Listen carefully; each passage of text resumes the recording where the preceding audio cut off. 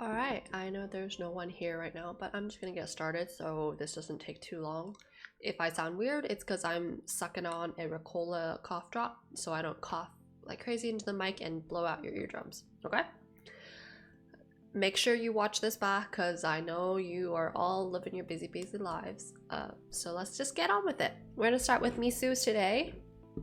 And I believe we critiqued this one a while back, but I'm glad to see that you made some improvements in regards to finishing it up. Let's see if my Photoshop doesn't lag. How's recovering from COVID? Honestly, it was the worst the first 3 days.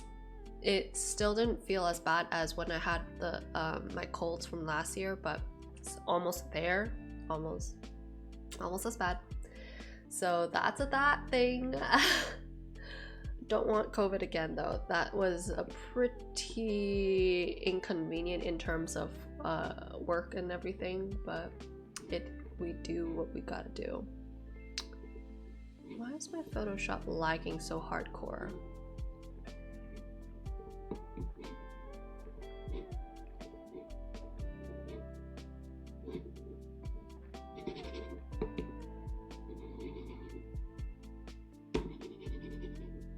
I hope you're seeing that lag.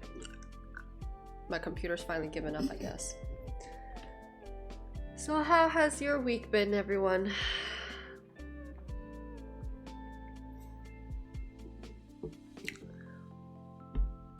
Okay, while I'm waiting for Photoshop to respond to me, I'm just gonna talk about what I'm gonna start doing here is so the perspective wise, I think the head is the right size, but the legs don't feel like they're coming out towards us just yet. And that's because it's like a little bit small. Ooh, there we go, responding. Work has been chill, life has been chill. That's good, Jesse, good to hear. Okay. Let me find what the heck the layers are called. Okay.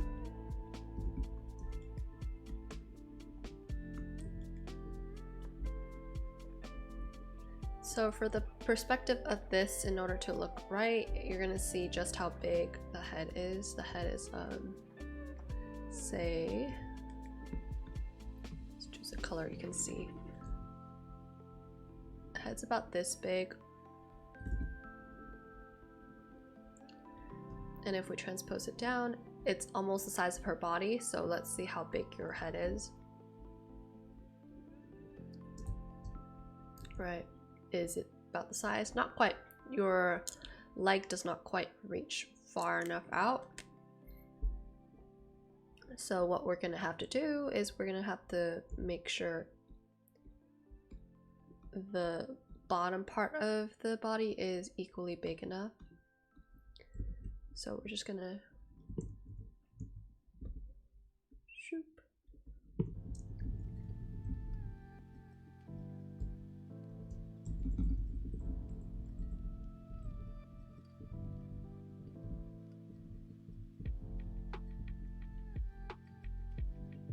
Increase the size of the body just a tad bit, and you'll also want to push the ankle of the leg a little bit more towards the left side in order to create that perspective that her leg is crossing over.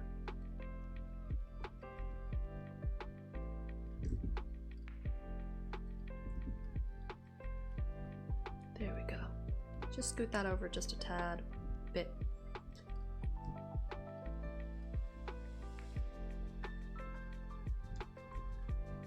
And one thing to note, Misu, when you are drawing like this angle right here, you're gonna have a little bit of overlapping happening with the limbs or with the heads. It's just so like how the head overlaps the shoulders.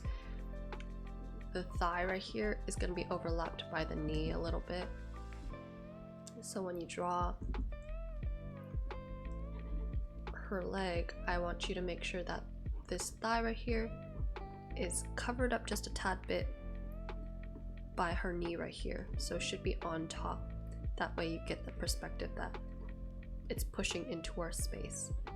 And then you can push this leg down more this way.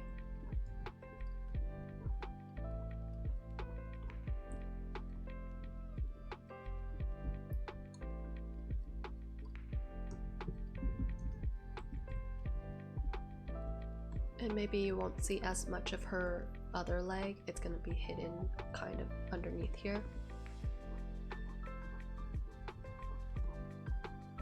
So maybe something like that. See how it doesn't jut out too much, just a little bit.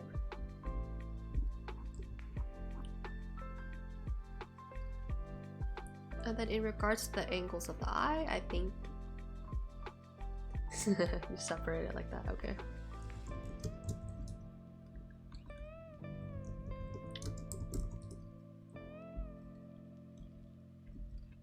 I just want to make sure that our perspective is correct. So if I draw some lines, it's Greta's favorite part of the crit session is when I do perspective. So here's her horizon line, I believe, and then everything else should come from this imaginary dot right here.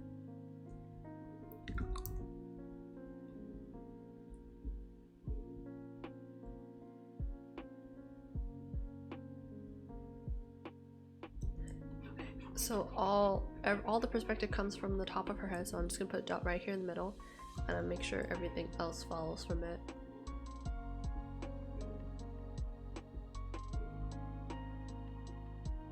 So you see your arm rest isn't quite angled out enough to create the perspective.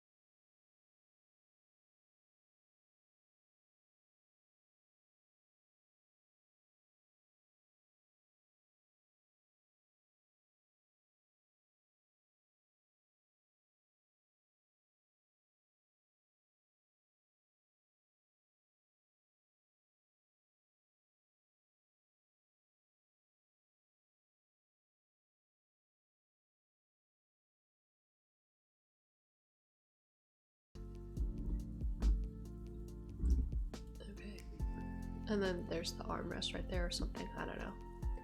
So maybe that's how you might do that angle a little bit. If you want to see more of that ankle, you're going to want to show off more of the background, so you have to show off more of the top-down view. So maybe you could put just a box right here with a a jar or something with most of that top opening showing. That way you can really see that top down bird's eye angle.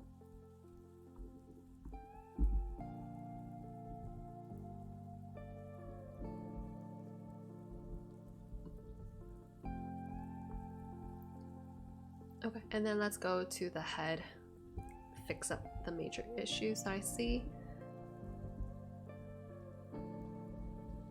You want to make sure you bring the inner corners further down so it reads as her head is pointing downwards. Without this kind of extended inner corner, it doesn't feel as tilted.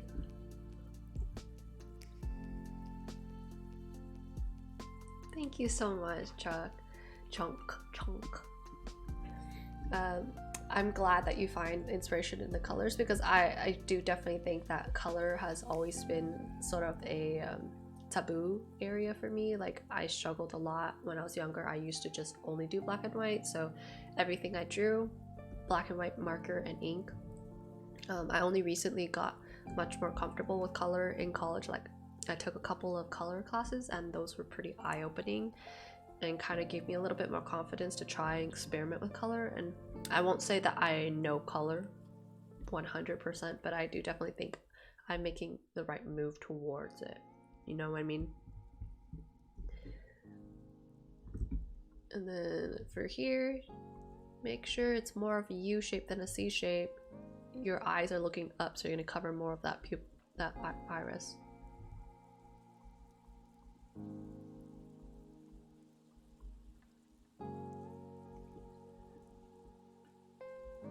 The confidence is showing. Yes, bless up. I'm faking it till I make it, yo. Like, I had a teacher talk to us about like this guy, Alfred Albers, or I forgot his name, but his last name's Albers, that's all I know. And he has this whole book on color theory and how like different colors react to each other, and that he made a lesson from that, and that lesson was super helpful in terms of like understanding how colors react. Okay, the nose I think is okay if you want to make it a little bit longer to exaggerate the angle, but you do want to make it a little longer. Just don't be afraid of having a nose. Misu.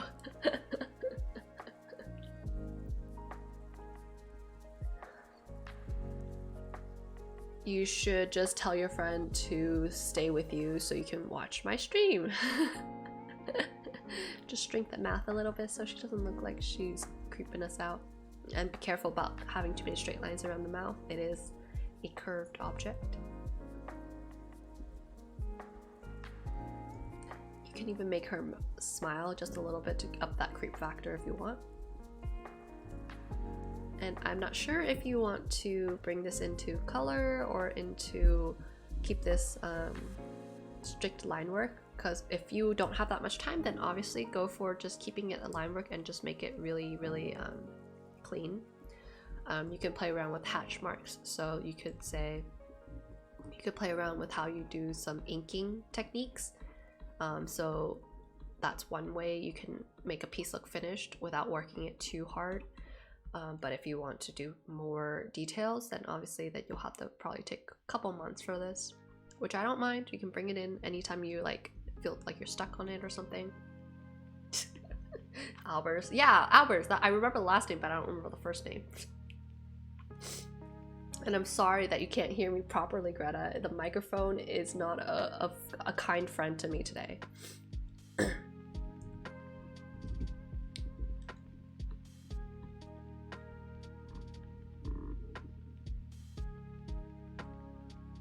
So let me show you the method if you are just to do inking.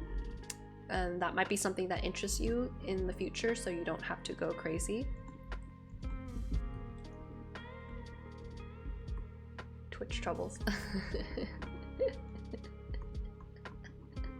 I hope the volume of my voice is okay, because I did not do any sound checking before I showed up.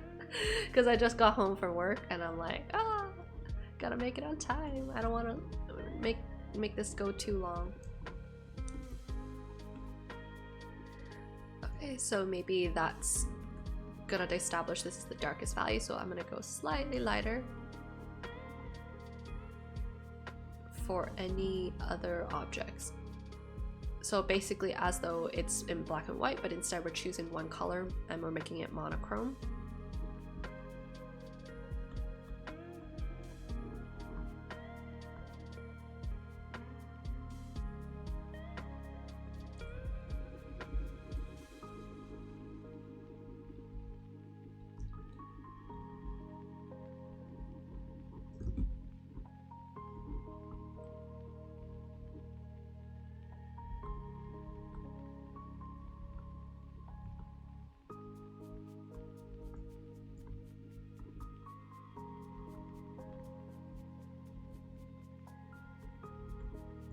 And when it comes to like dresses that's falling at a weird angle like this one, one method that I found that's helpful in terms of figuring out how the dress is going to fall is to figure out which, like, first start with like the lines or like the direction that they're going to fall, so they're all falling downwards, right? So start with like those downwards first and then come in with like some squiggly lines to break up the shape.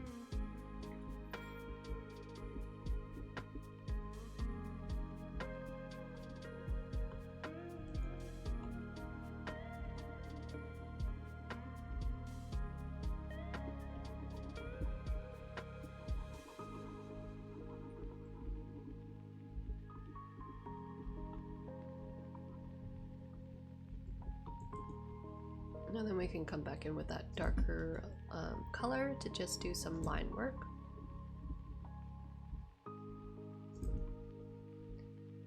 And to way to make your line work feel interesting is to vary the weight. So what do I mean by weight? It means the thickness of your lines and how pointy or how wobbly they get. So you want to have a good balance between wobble and thickness in order for it to look interesting. So good line work tends to have variation, something like this, versus if I do just all straight like this, which is more interesting to you, right?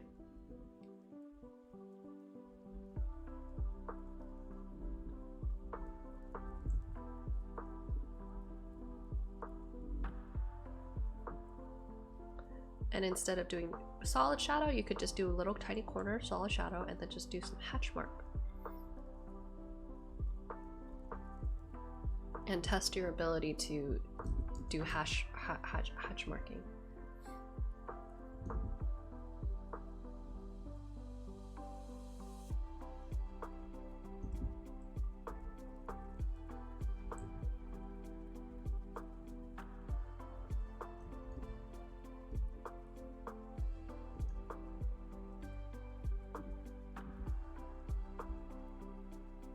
Of course it's Ichigo. Who else could it be?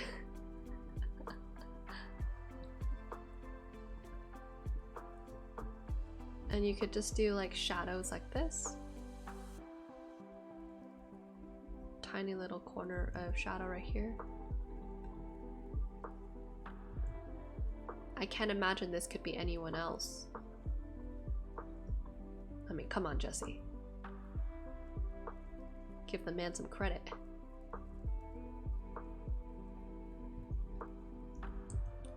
And if you are doing like solid inking like this for the bangs, you want to do a little bit more line work, just a tad bit, so it doesn't feel too boring.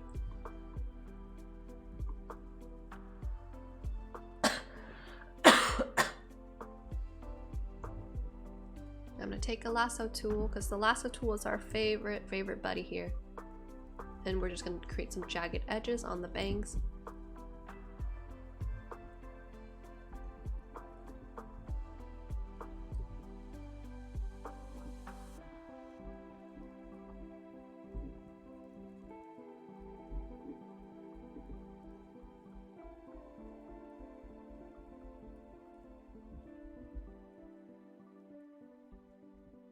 Evil children. It's not even the children who gave it to me. It's so I was celebrating my late birthday with my coworkers at work. And she didn't know she had COVID, so she came to work sick. She thought it was allergies, and we shared cake together. And then she went home that same day because she was like, I feel like shit. So we're like, oh, feel better. Maybe it's just like the regular cold or something. And then she text my boss. She's like, psych, I have COVID. And we're all like, okay. Maybe we didn't catch it because she was wearing a mask for most of the part. And then like day 4, I was like, I'm safe, I'll be safe. Day 5, I like fine in the morning, and then I wake up like in the afternoon, I'm like, oh shoot, my throat's starting to hurt. And my boss texts me, she's like, I tested positive for COVID, what about you, can you still work? And I'm like, I don't know, let me test. I go home to test, and immediately, like within like 2 seconds of testing it, it's like whoosh, the line came. Yeah, so basically my whole work art planet place, the art place, got sick. We had to close down. My boss just texted me today. She's like, oh yeah, I tested negative today, what about you? And I'm like, I just finished testing, and there's still a line, so I don't know. Technically, CDC says I can work, but does she want me to work is the question.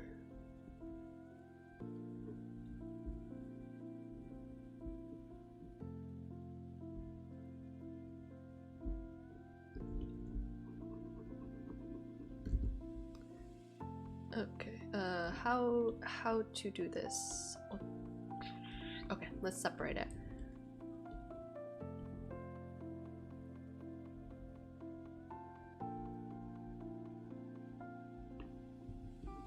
Oops. I'm trying to find the right layer to put this on so we can have a clean surface to work on.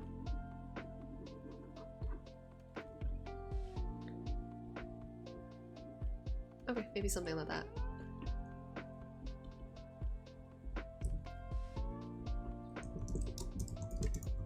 So moral of the story, don't celebrate your birthday anymore, guys. It's bad luck.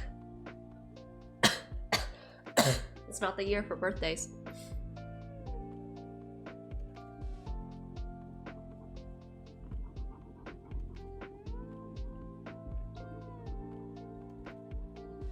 So any of you guys having a birthday this year, deny it. It doesn't exist. There's no birthday. Oh god. Reminder to throw in your Roth IRA contributions. It's not even tax season and you already had to think about it. You're welcome.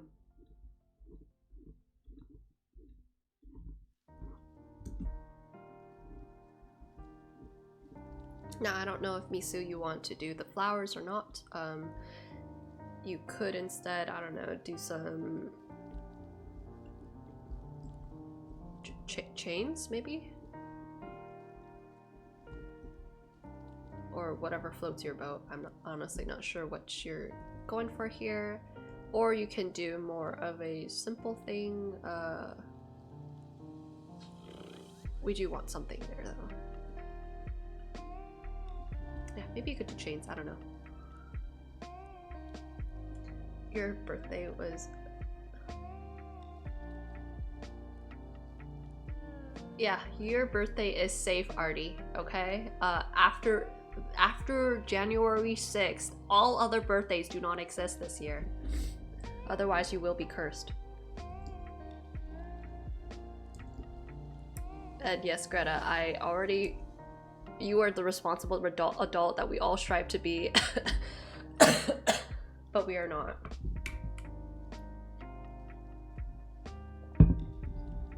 Anyway, you get the idea. Maybe a chain right here. Shoop. Shoop. Chain.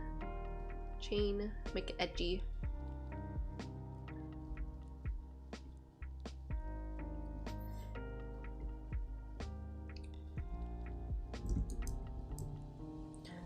And if you're wondering what kind of brush I'm using a sort of hard edge brush that has shape dynamics here.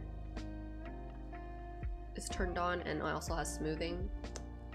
You can also just take a regular round brush like this and add in right here this pressure, and it does the same thing. I just have one that's already built in for me, so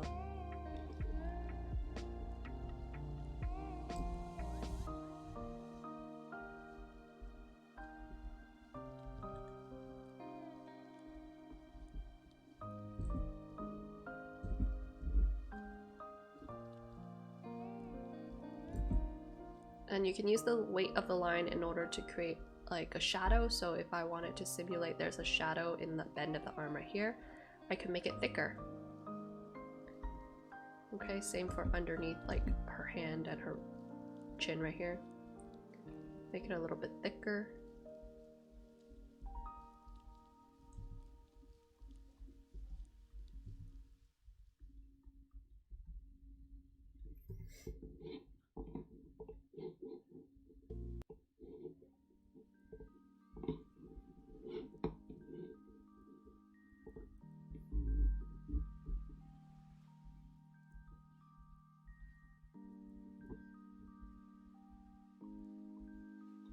And this is just stylistic preference. I like to make her eyelashes just a little bit thicker at the ends so it reads more feminine. You don't have to do this, Misu, if you don't want, but gives her that sultry look, you know?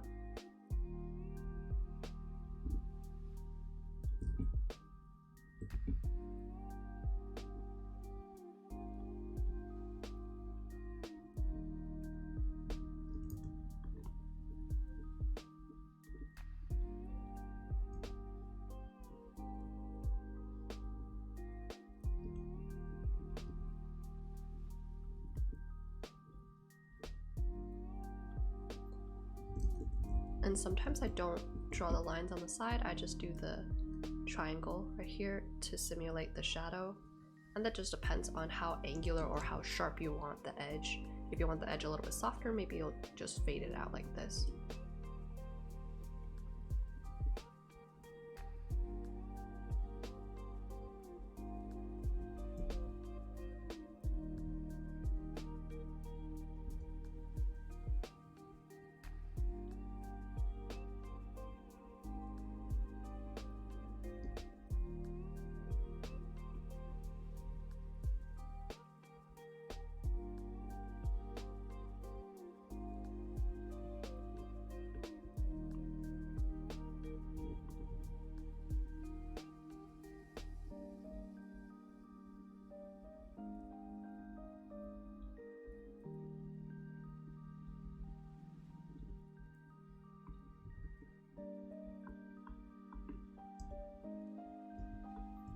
Just quick nitpick about the hands.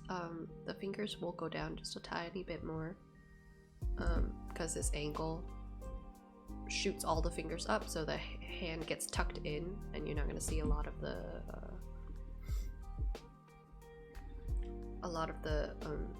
hand up here.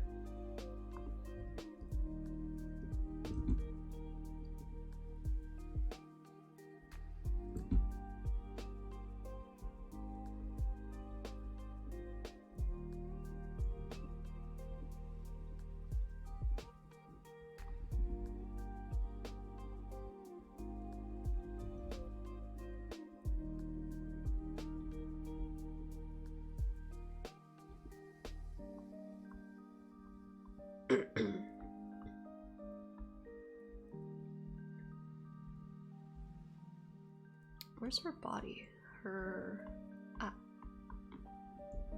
Just be careful about the roundness of her shoulders.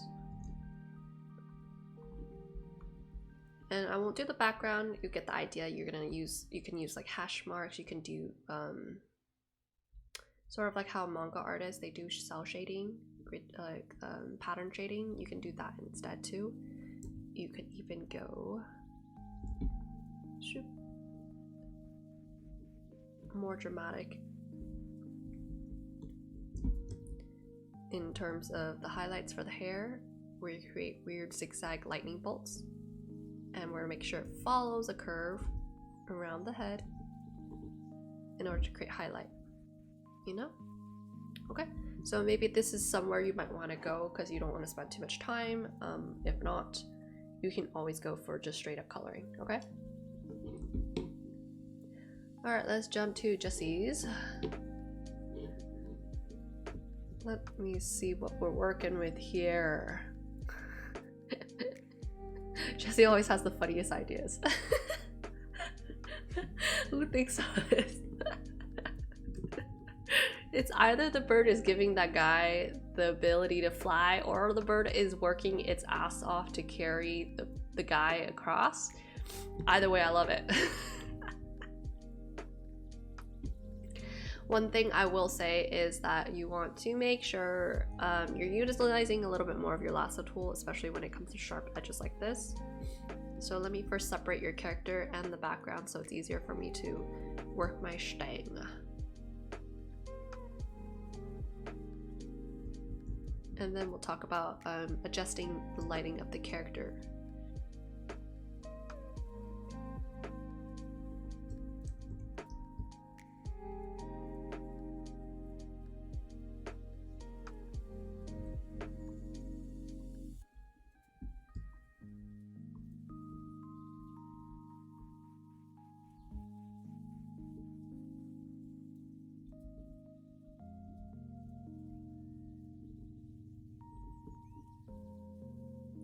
Okay, that should be everything. Let's get that out of here.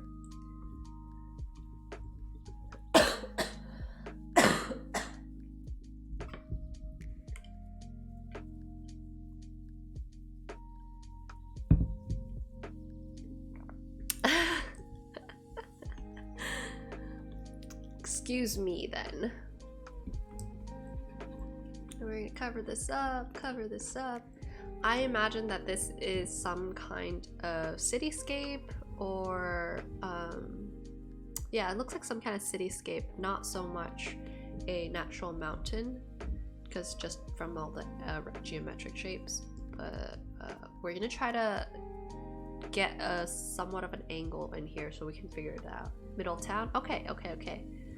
So I assume this is a rooftop, okay? Right? So one thing you're gonna have to use more, Jesse. I know you hate it, but when you are in like more of the cleaning up stages after this sketch stage, we're gonna have to get some crisp ass edges in here so I can tell what the hell you're drawing, because it can't all be blurry. You have to have some neat edges so we can see what the hell we're looking at.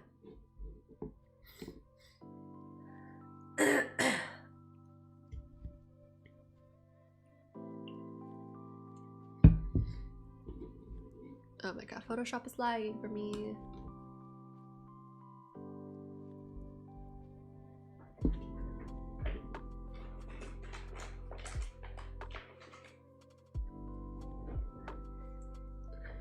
How to proceed from the sketch stage. So even if you're sketching, I would always suggest you separate the figure and the background. So later on when you do clean it up, it's easier for you to clean up.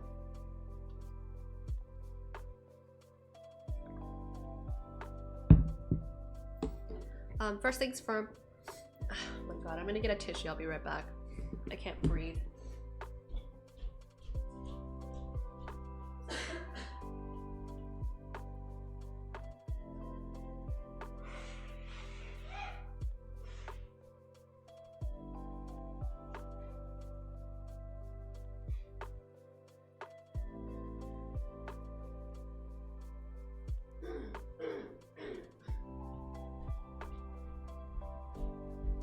Okay, after all my disgusting sounds. Long-term goals as an artist. I feel like right now where I want to go forward from is to get more comfortable with creating more elaborate scenes. So working on my backgrounds a lot more. So I'm used to taking reference photos and then creating a background from that, but it's like a very slow process. So I am trying to force myself to be a little bit more spontaneous and not worry too much about like details and everything. Besides that, obviously try to be a little bit more experimental with my color, because I definitely still feel like I'm afraid of using like super vibrant colors, which is why you feel like my feed recently is a lot of vibrant colors. It's me forcing myself to get with the flow or die. But yeah, so like just the way Ross has such a very experimental workflow, I feel like I want to try to do that a little bit more, even if it doesn't end up being like my forever thing, because I just feel like it's such a much faster way to work than to try to figure it out all at once.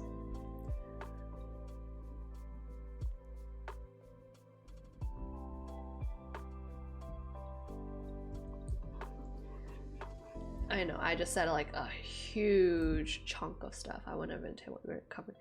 Well, anytime you see me using vibrant colors, it's because I found a reference with the colors, and so I pick from that. But I feel like as like a professional artist, you want to aim for the goal of getting to the point where you're instinctively understanding like how do these color relationship works and why do they work.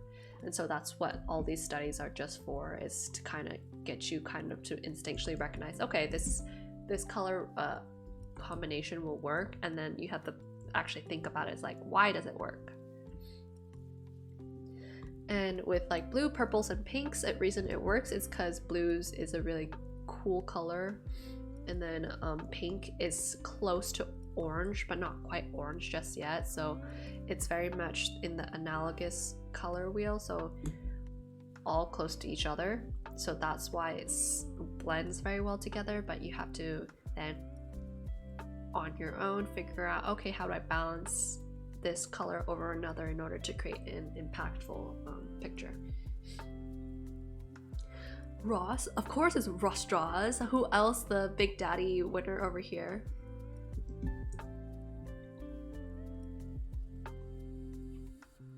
The OG, the man who the legend himself. Yeah, like I don't say that as a pro you can't like bash references. I just think personally for me, I just want to get more comfortable so I can be a little bit faster in my workflow, so I don't have to like always look for a reference, because that does slow the process down a little bit, because you have an idea and you're like, I want it to feel this way, but you're not sure how to communicate that, and that's where the disconnect is typically. Ross? Yeah, if you can see my wall right now, it's plastered with Ross's like color schemes, his blue and pink color schemes, which are so beautiful and so calming at once. I find the most inspiration from his environment pieces, because the way he's able to photo bash yet still keep that painterly quality is just so beautiful. You get what I mean? My Roman Empire. You're right, Grandma. That's my Roman Empire. Just to use my Zoomer terms on you. But I also take inspiration from Lois Loish. She has really great like mix between sketch quality and painterly quality, and still looking yet finished. I feel like basically the artists that I grew up on, like when I became a teen, any art that I saw, those artists became things that I follow and try to aspire towards. Yeah, it's crazy, like the way he's able to throw in like a neon like this color right here and make it still work is just wild. I do miss him right now. He's on like a social media break, which I understand, but goddamn, everyone seems to be like falling off social media. I'm falling off social media. It's kind of disheartening, and I feel like it's just because the algorithm's really hard to catch, and life moves on, and you kind of get busy, you know. I got way too distracted, so I'm gonna quickly get these clean edges in before I talk a little bit more.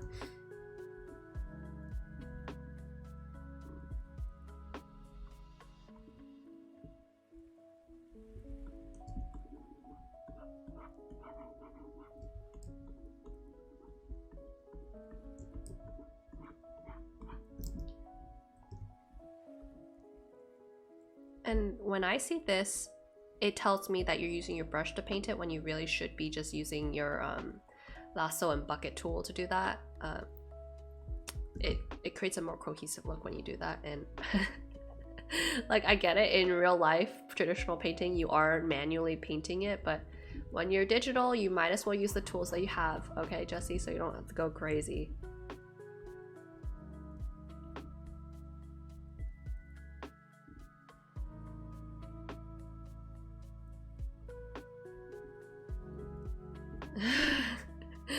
I can tell this is why I'm here to lecture you on these noob mistakes.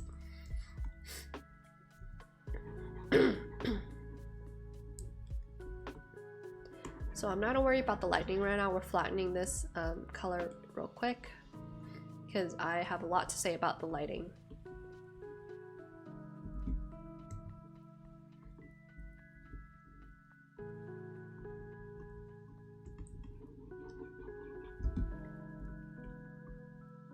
Okay, I'm just gonna say this is clean enough edges for now.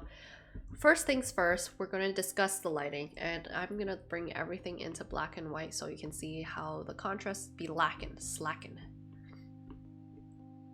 If our goal is to highlight this character, what I want to do is to make sure that this bottom edge is going to be darker versus this top area, because I want our eyes to be drawn towards the brightest spot on the picture, which is going to be our character. So what we're gonna first do, if we have decided that we are gonna do this purple pinkish palette, then I'm gonna say we're gonna do a coolish purple for the shadows, and I'm just gonna use a multiplied layer right now to do this. And I'm gonna throw in a big ol' shadow everywhere that is not this sunrise right here. And then we're gonna make some adjustments in the placement of our canvas.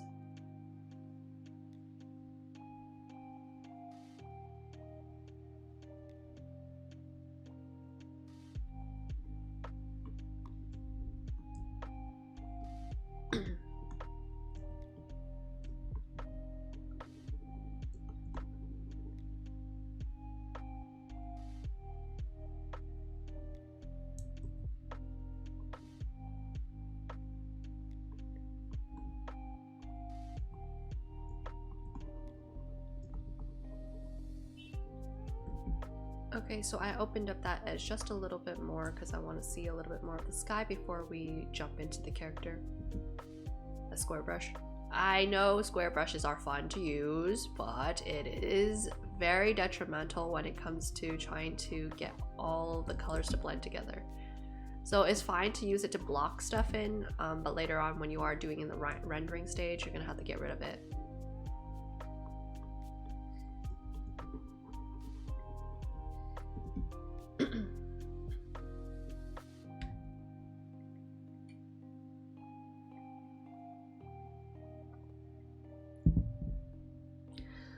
If you want to see more of my workflow, I'll probably work on more of my birthday pieces after the crit stream, just because I'm super falling behind. And might as well chill with you guys just a little bit longer because I haven't talked to you guys or connected with you guys in a while. Okay, so hide that baby.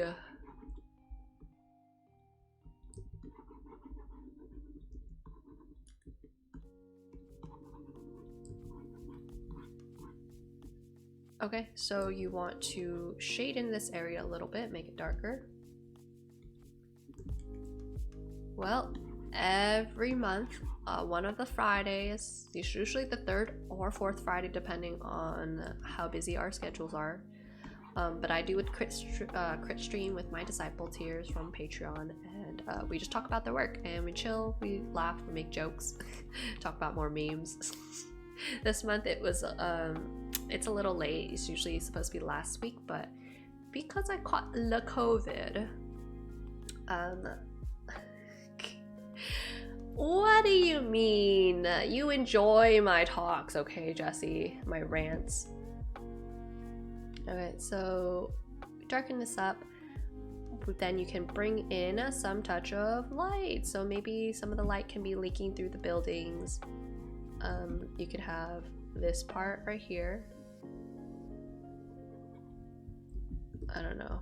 I am not an expert in building shadows.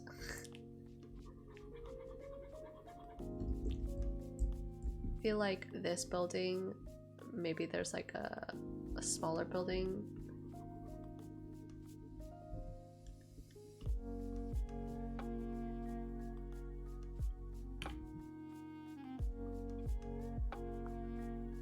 If he's late, drop him. Your time is precious, Jesse.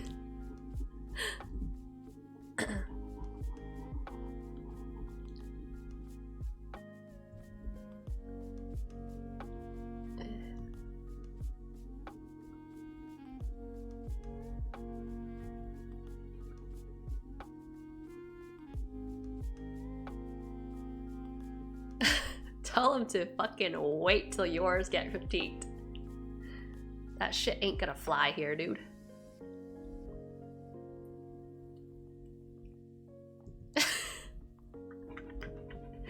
Oh, that's so mean to Jesse's friend. I love it.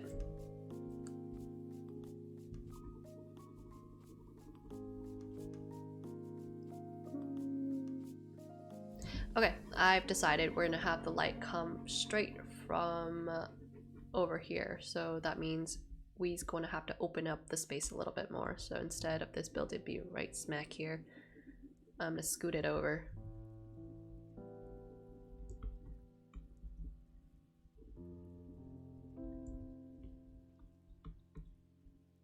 And we're trying to create interesting silhouettes right now with the shadow, which is why you see me playing around with opening up the shadow and not doing that.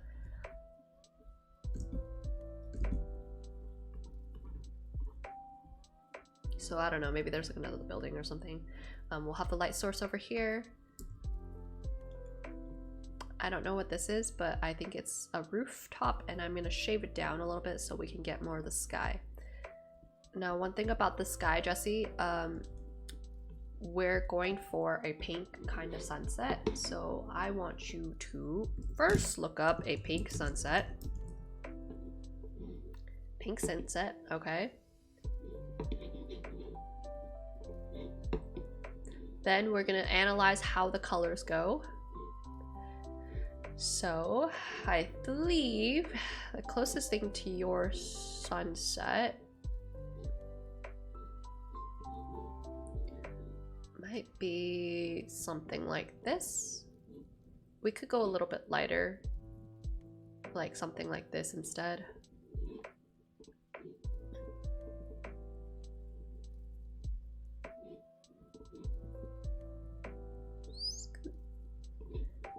Okay, so that means right here we have our magenta purple colors. Down here it's gonna be all your orange, your yellows, your whatever colors, okay? So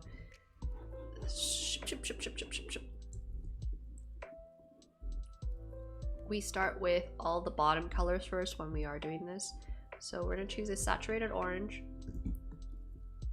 almost reddish color. And you can go even a little bit more saturated at the very, very bottom, where it's close to, like, I don't know, the edge of the horizon. Then top here, I'm gonna go a little bit more purple magenta color just to darken it up a little bit to make that cool color come through. And you want to be careful, don't go too much or else you'll lose the pinks that you did originally. This pink right here, keep that pink in here. Let's go down to purples. Don't go too saturated or you're competing for the colors a little bit.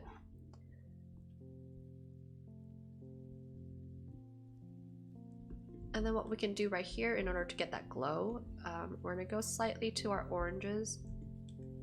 Keep your brush relatively big, and we're gonna start adding some of that highlighty colors.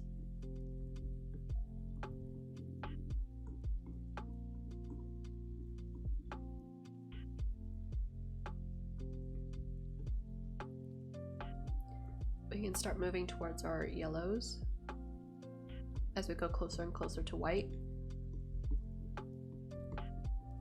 And you're gonna go smaller and smaller.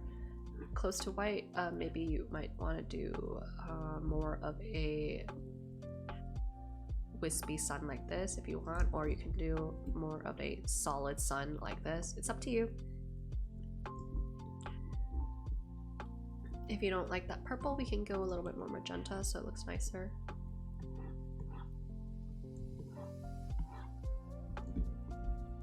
And I believe you had some clouds.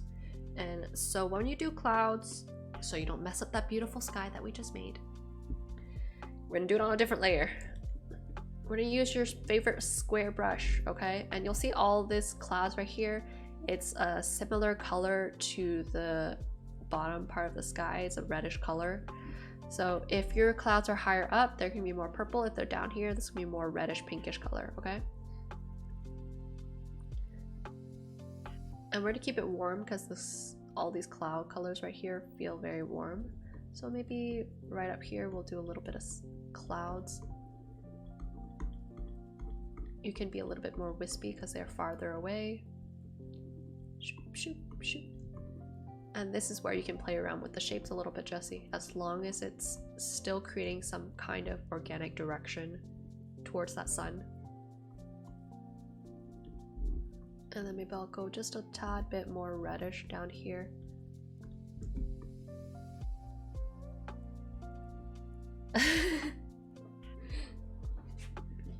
Which program do you use? You use Clip Studio, right? Or do you... Yeah, Clip Studio. I wish I could say I know a brush that's identical to this one.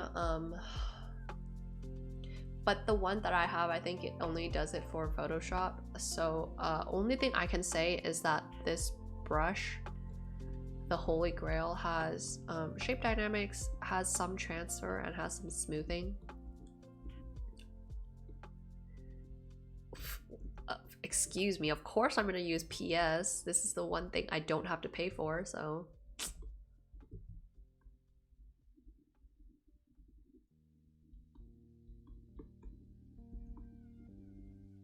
Okay, just be careful not to make the clouds too symmetrical.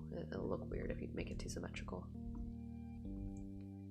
And then one thing you keep in mind, as it gets closer to the sun, we have more of an orange glow, so we do want to take a little bit of a hard light layer, lock this layer, and we'll take our big soft fluffy brush, and we're gonna warm up this baby anywhere it's close to that sun in order to feel that glow, okay? You can go more yellow orangey as it gets closer to the middle. And then after you're done, we come back in with just a little bit. You could do soft light, overlay, whatever. We're gonna do a little bit of light.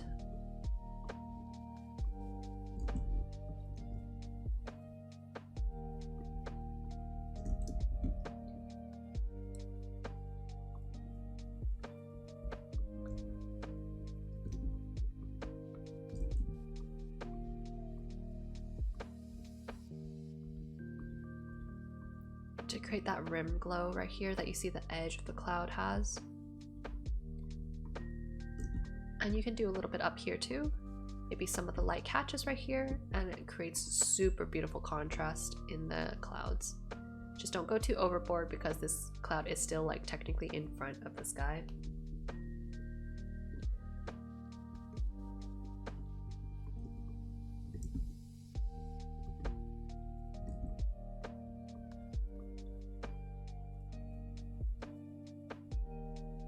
Just darkening it up a little bit so you have a little bit more contrast.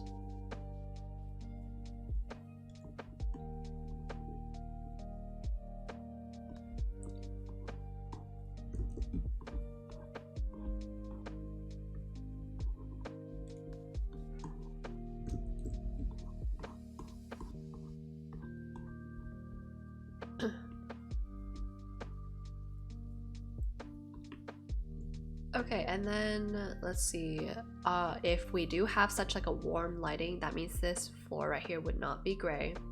I know you have like an affinity for using gray for floors, and I get it. Floors are supposed to be gray, right? But if you remember what I said about relative color, things that look gray aren't actually gray. And if this sky is so warm, we're actually gonna jump into a little bit of like a desaturated orange brownish color. And do you see how instantly it ties all together so much better? I hate to be the Debbie Downer, Jessie, but you have to get used to not using just grays.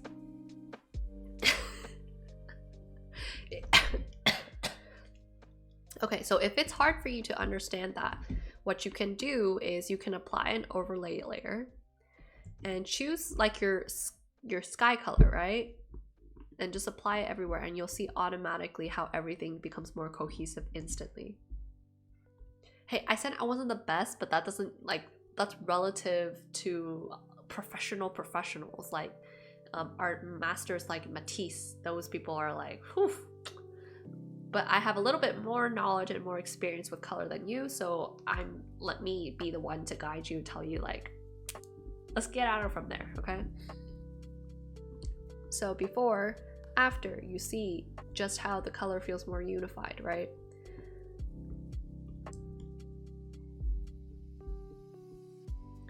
If you want, we'll make it more pink. It's up to you, it doesn't matter to me. Just choose a color for the overlay. Don't go too crazy, like bright with it. I might erase a little bit in the shadow areas because I want to keep the shadows purpley.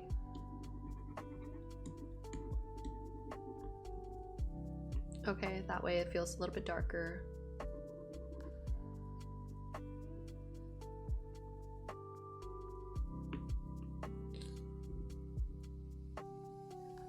And then let's see, I believe,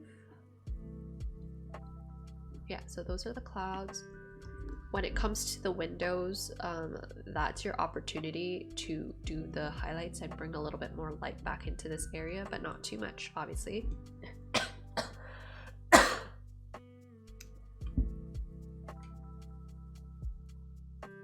Am I calling you a noob? You assess that. You think about what I just said.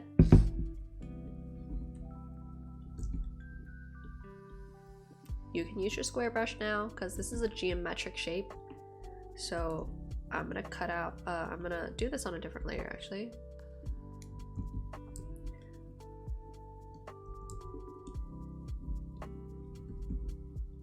And you can just bring in some of that light that might be happening from the sun if it catches along this edge.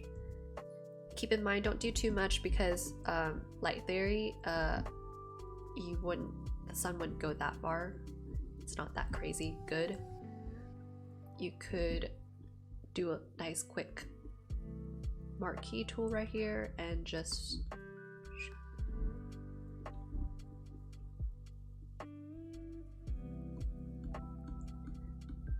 I know if you go to Devon L. Kurt's website, she has some window brushes, so you can go ahead and feel free to try some of those too. But I just just really cheaply made do with what the brush I have. If you want, you can simulate a little bit more light with a, let's see, where's it? From far away, you can do a little bit more light, just like that. That's the brush I use for far away lights, but these windows, you might want to go for like a dotted brush like this, or you can even go like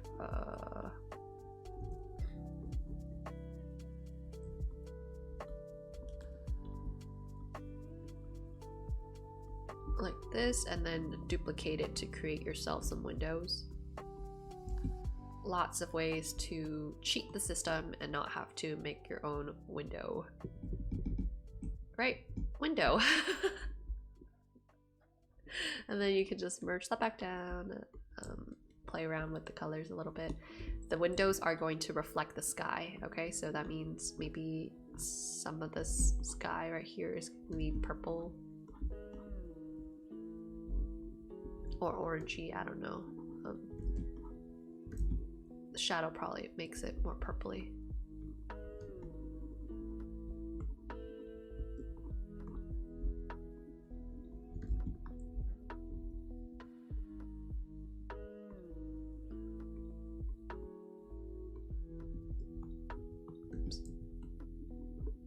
Maybe this sky right here is more pinkish, so you're gonna only see reflections of that pink or whatever. Who knows? Don't do too much. That's what I'm saying.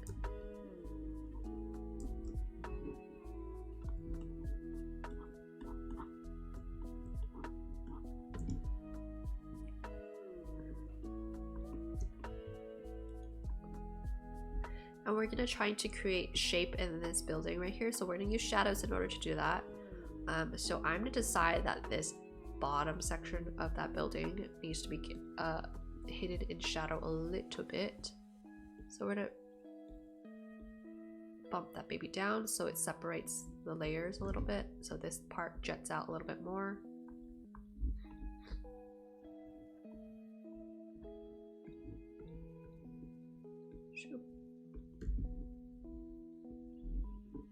And this is just like 2 windows right now. Imagine if you did more.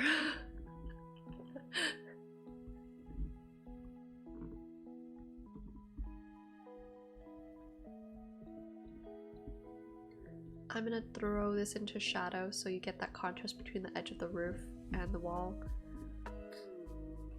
And then let me show you how top-down city view.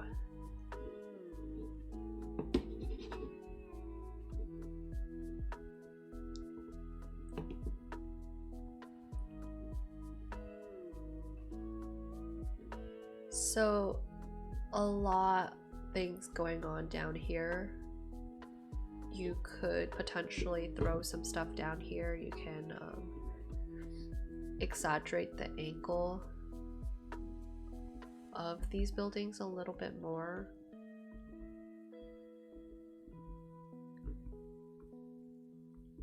So let's see, can we do this?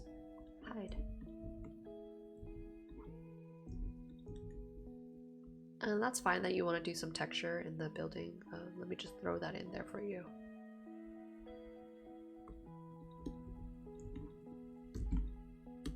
Or whatnot. I just need some structure a little bit, okay? Hide that baby.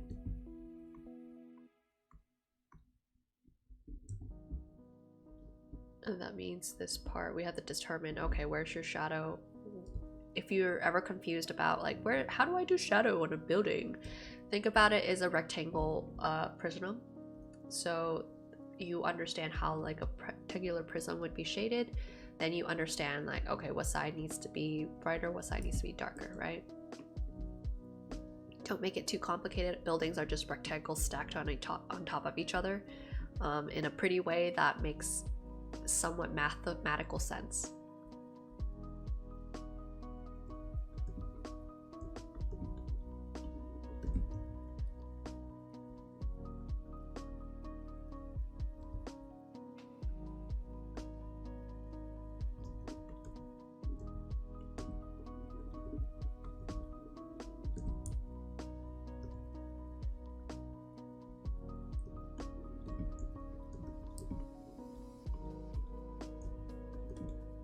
And then as you get farther and farther away, the buildings get smaller and smaller and darker, and more red because we are getting closer to the sun.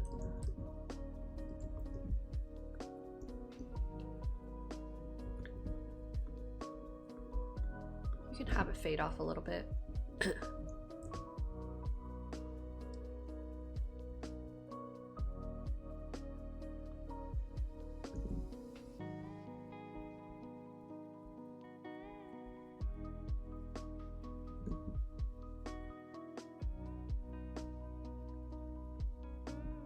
And I'm not sure if this is like a modern city or like an older city. Based on the rooftops, I project that it potentially is like more of a mix between older. So we're gonna have to do like a little more like thatched rooftops just so it makes sense.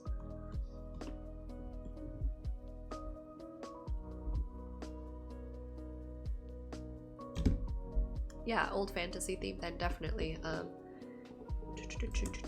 Medieval village town. So some sort of this kind of thatched housetop would probably fit better than, and for windows there's definitely not going to be crazy amount of windows like that. That's a very city urban characteristic. you'd probably have a little bit more structure, so I don't know. Looking at your color scheme, let's throw some. Maybe there's a lot more X's, a lot more flat windows like this.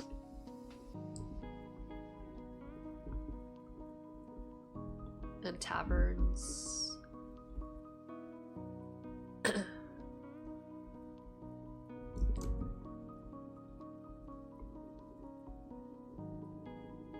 This is just me throwing some ideas in here. It's not solid. Yeah, right? Like, see how I just changed the window design just a tad bit, add some weird lines here and there. Just do a whole bunch of X's here and there. And then you can take a textured brush like that or something, and then throw some variations in the color of the rooftop, just like how you did here, in order to create that thatched look.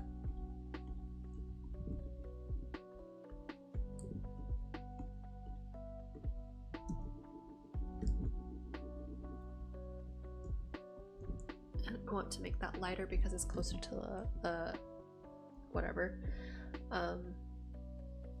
Let's see, let's get that back in there.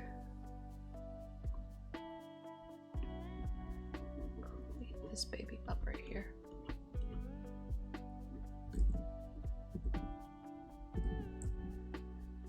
I don't know, maybe some light catches here.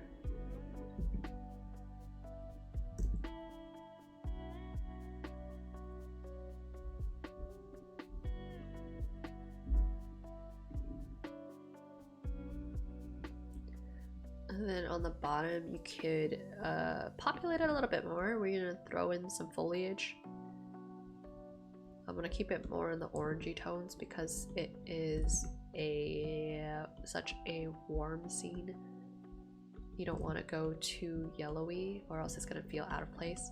So we're gonna do brownish colors, maybe for some foliage here and there. You can make this more of a cobblestone texture. So again, let's photo bash a little bit because I don't feel like doing it right now. Cobblestone texture.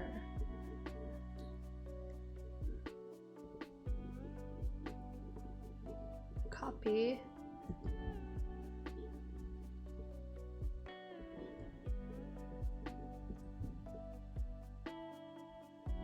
Rotate that baby. We're gonna shrink the size because the size of the cobblestones would be basically negligible.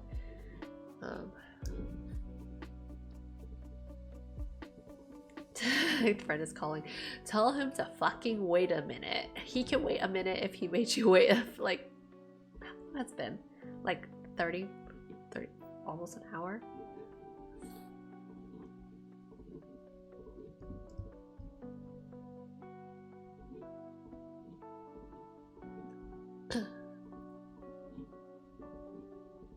I'm just gonna make a small patch right here, and then we'll do a little bit of finagling in order to create a ground. So let us do this way.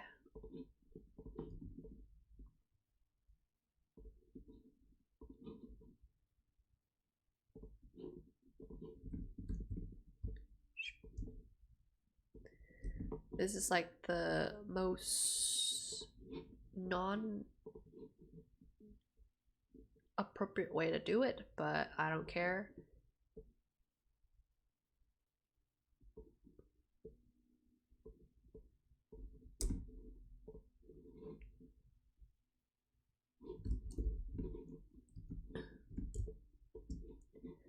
And then we're gonna make this blend in because I don't want to see any of that shit showing up.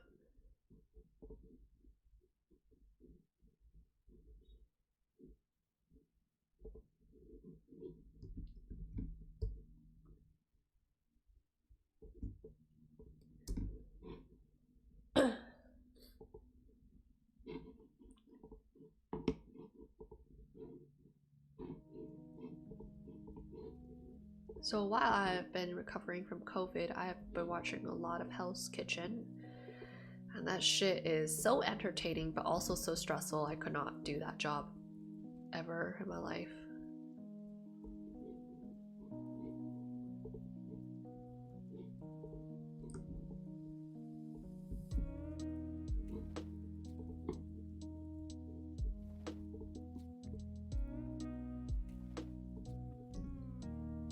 So fun to watch, yeah.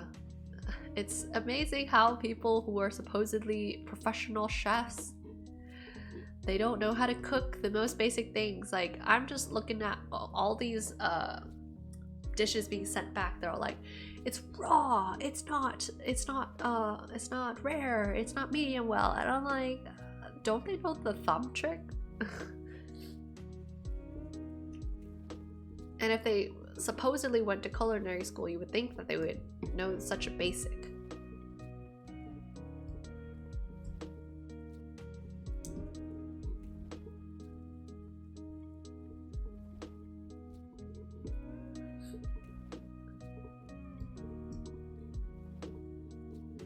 Oh shit. Pause. Gotta pause.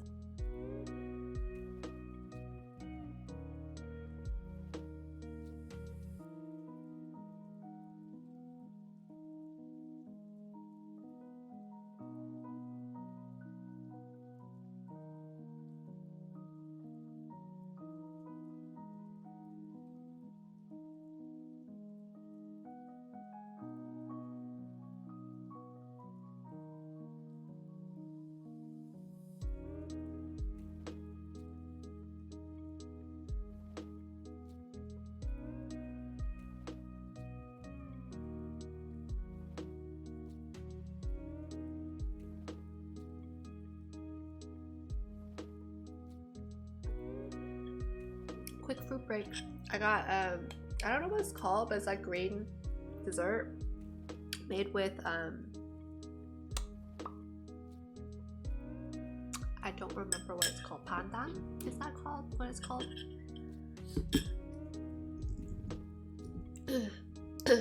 Yeah, like this stuff.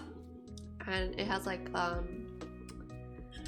mung bean filling. It's so good. It's like a jelly. None for you, unfortunately. Jesse, you're supposed to go out with your friend anyway.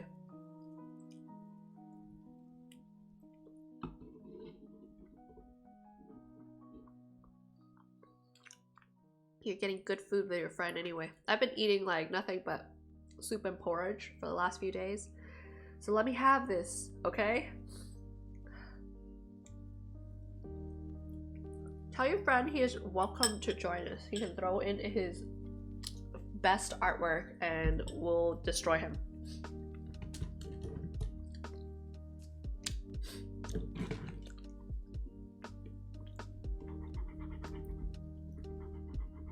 Okay, let us do this on a lighter color. Okay, so we get rid of some of the details and then we're gonna play around with the brightness and contrast.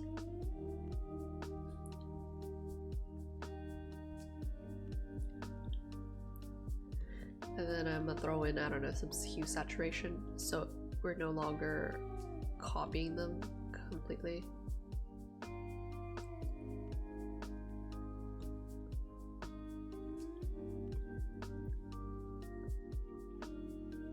Okay, so we got cobblestone. I don't know what I did, but I got cobblestone. He has an eye for it.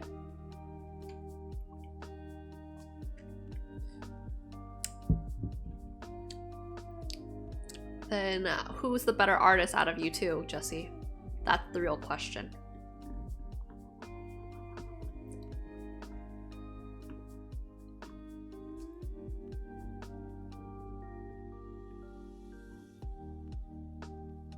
Pink's abstract. Ooh, that is a different beast of its own. Okay, let us throw in a color overlay on this baby, because he is in shadow. So we're gonna choose a magentally purplish color, because he is in shadow, I have to say.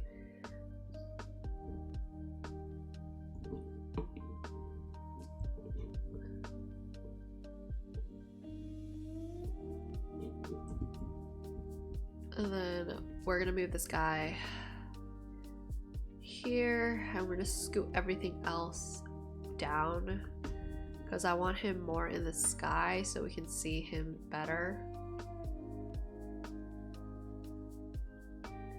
it so he feels like he's jumping and not just finagling.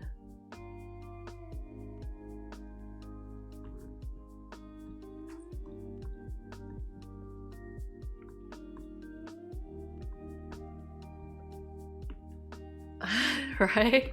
So actually, technically, this is your stuff, Jesse. I didn't.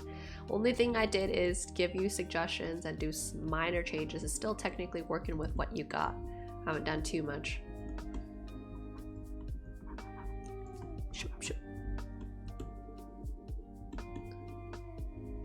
Alright, let's throw in back that slightly darker color, and I'm gonna go slightly cooler as we go higher up. Where's my clouds? We're gonna scoot that baby over. Make it bigger too.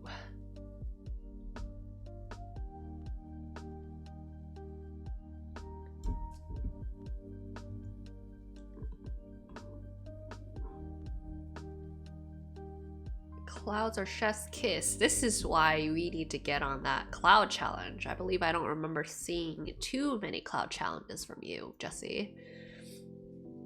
Not trying to hate here, but art is not made overnight. You gotta practice it a little bit. Can't stop there. You have to be consistent.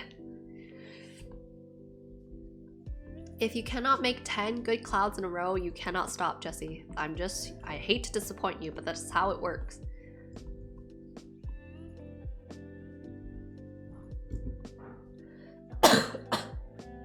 Bet. So for this month, I would hope to see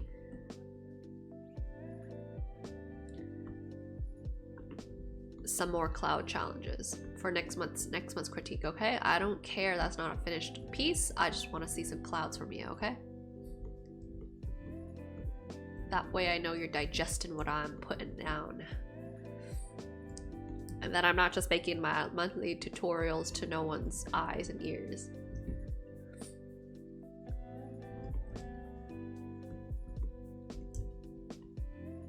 I'm gonna make it a little bit warmer up here. Just a eensy weensy. So we can see your character better. And on the note of on the note of this month's tutorial, I filmed about half of it. I just have to do a little bit more, but I'm just trying to talk about how you can learn the foundations of a realistic eye and then take that knowledge and change it up stylistically so it fits your needs, because I know not everyone wants to do super realistic or super semi-realism. So what makes an eye and everything, okay? All right, we fix that baby up. Shoop.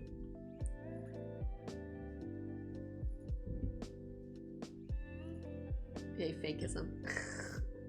Anytime I hear the word ism, it reminds me of the webcomic Lookism.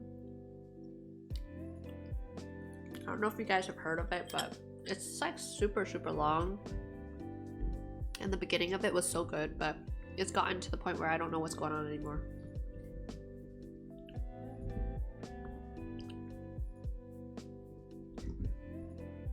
And on the topic of rooftops, it has to be angular because do you see how these poor, humble villagers do not understand architectural genius? They did not study how to make arches.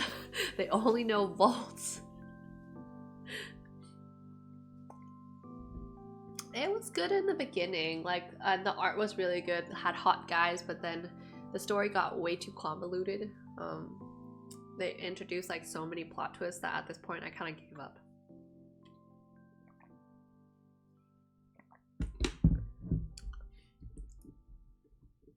Okay, so we gotta have angular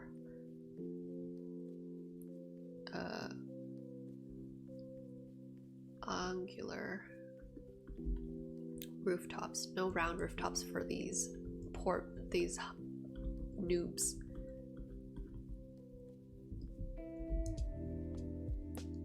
Okay, so you see how the person is showing back out now? Let me throw back in the little thatch texture that you got going.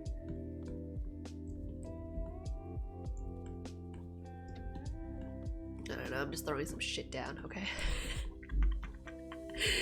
You can totally make this a little bit more refined. You can figure out, okay, if you see how the thatch texture, there's the dark shadow underneath each layer, so you can simplify it like this.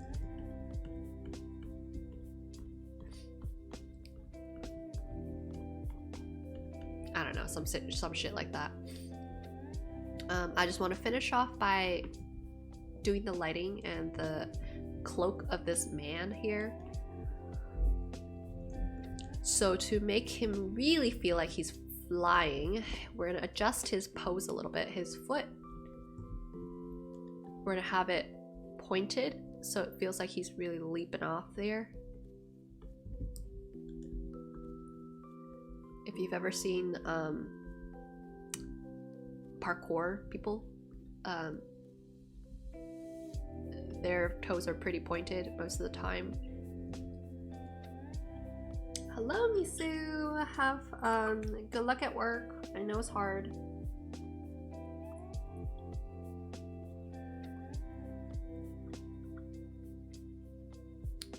We'll catch your work in a little bit. We'll do it right after. So you know the timestamp will be about an hour and a half in the stream if you don't want to hear any of our cringy jokes.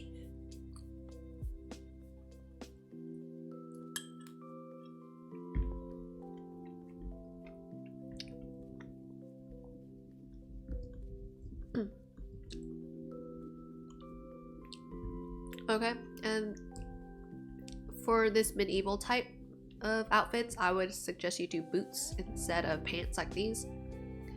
Not a lot of pants like that back in the medieval days, I think, and it's like an assassin type, so typically they're going to want to have their boots wrapped pretty tight close to their pants. And if this is a hood,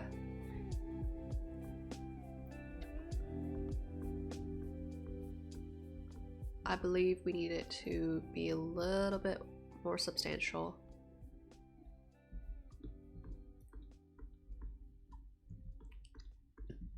And we could do a little bit of faking anime stuff where it looks like the hood's moving. Now for the cloak part itself, you need it to float more. Because right now it feels very stiff, doesn't feel like a cloak that's actually responding to the wind. So you need it to flap a little bit more like a bird, so it can fly. You can even have this part of the cloak open up just a little bit. Shoop. And then you can bring in, I don't know, that spicy, juicy color.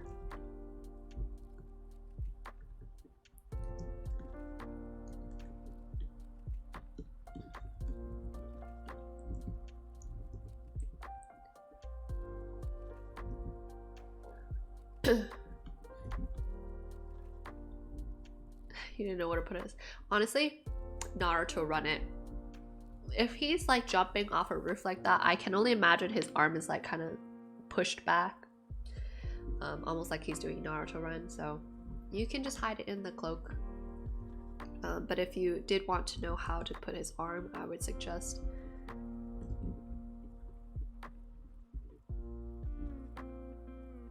the head right here.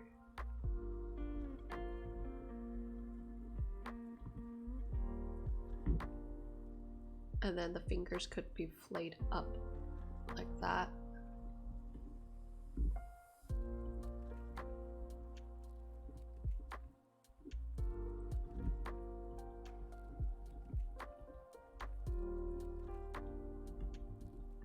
Something like that. Super Naruto run.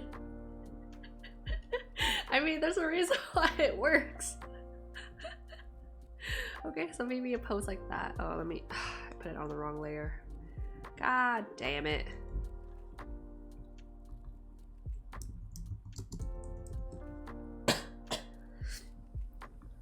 Alright, so this baby right here. And in order to simulate the motion, you can just throw in a little bit of motion blur right here. Shoop. Make sure it's the same direction. Same for right here, a little bit right here.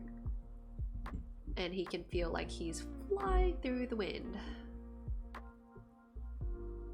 I'm gonna go a little bit less on this one. And then for the bird,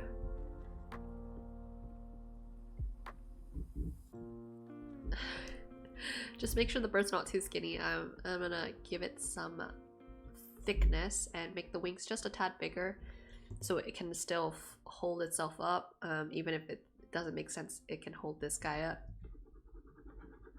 And have the longest wing over here, longest feather here, smaller as you get closer. Those are your, like, I don't know, your flight wings or whatever they're called.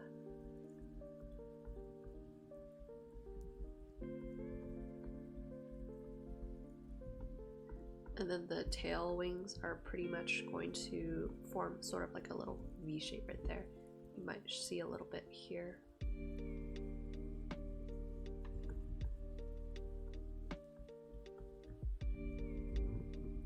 Okay. And then the way we're gonna get that spicy highlight is we're going to take some of that color from the sky. And this is just for rim light. We're not even talking about like how the glow edge glows are gonna be affected. So I'm just gonna throw in the light. Sun is below, so we're gonna have that light there.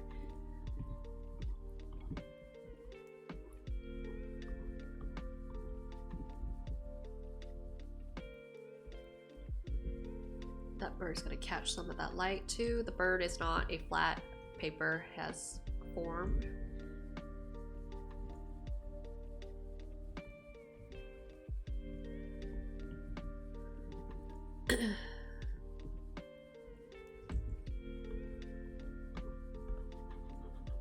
Okay, once you got that general like the rim glow down, we're gonna come back in and we're gonna fix up the warmth that it needs to have. So I'm gonna actually go into a pinkish color instead of a red color because I feel like our sky is very pinkish color, and if you do red, it feels out of place.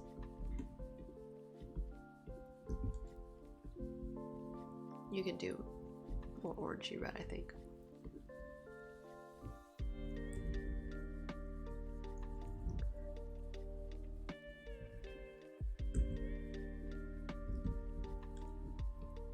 Just be careful not to go too ham with it.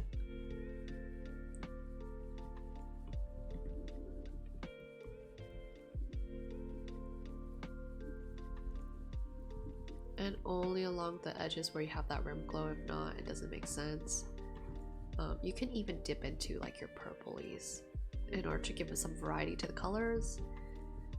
Even though that's not realistic, but hey, it's your picture.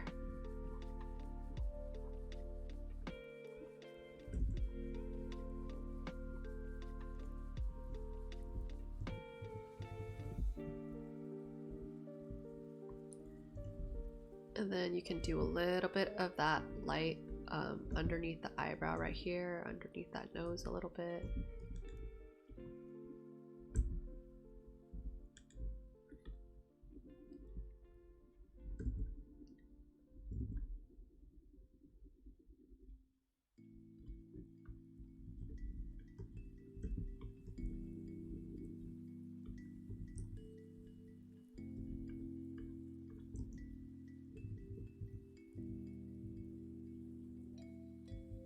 Okay, so this is after all our edits. This is still not like final stages. I would say there's still a lot of like rough edges right here, and you need to define, is there a window here? Is there an edge here? Are you gonna put some people down here? Are you gonna put some stalls or whatever in order for it to feel a little bit more complete? So before, after.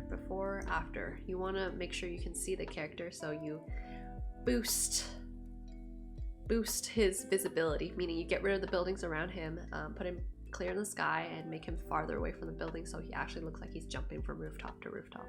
Okay? We'll save that for you later. Yes, go have fun with your friend now. We're gonna do actually, we already did Misu's. Haha, Misu, you're Jinx. You were the first one that I did.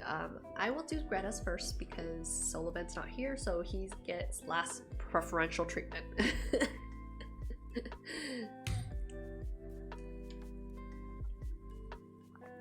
Let's get it.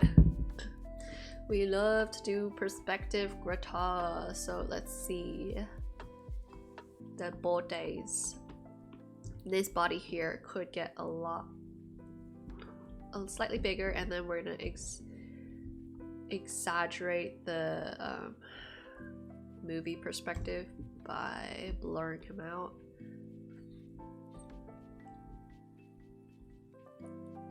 See how we push the camera perspective now? We can feel like that is jumping into us, and we have more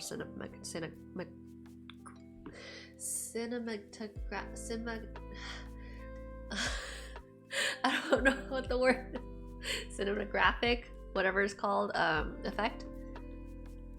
Cinematic, I guess. And then this guy could get just a tad bit smaller. Cinematographic. I don't know.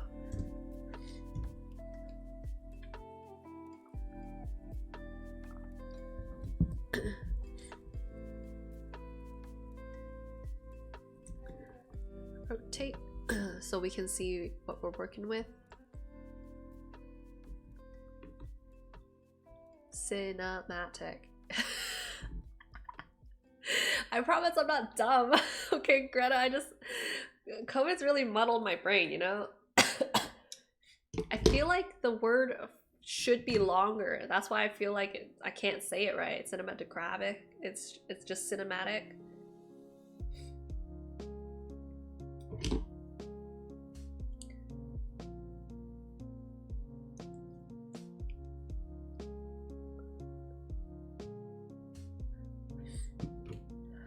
What is the English language anyway? Okay, Toji, I would just push his leg back here a tad bit because I don't feel like he's walking. So you need to separate the leg distance a little bit more so he feels like he's actually walking. And if you want him to feel a little bit more like organic, a little bit more vibrant, you do want to add just a little bit of contrappasto for you. Just like I talked about in the figure tutorial. You could dip his... I'll just throw that down in there. Where is Lindo? Blend this together. We're gonna drop his shoulders and push his hip up a little bit. So he feels more like an actual human, because honestly in real life, if you're not conscious about it, but most of the time we are not very symmetrical in terms of how we're like standing up straight. There's no person who's literally standing up straight 100% of the time. That's like only exist in ballerinas and stuff. Most of the time you're pretty slouched. You have a slight tilt in your hip, like maybe you favor a leg. So you'll lean your weight on towards that legs a little bit more. Photoshop is slacking. I'm gonna get rid of some stuff maybe.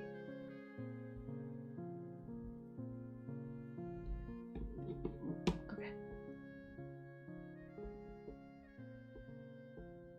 I'm gonna keep that width of his shoulder. I'm just gonna drop it down a little bit though.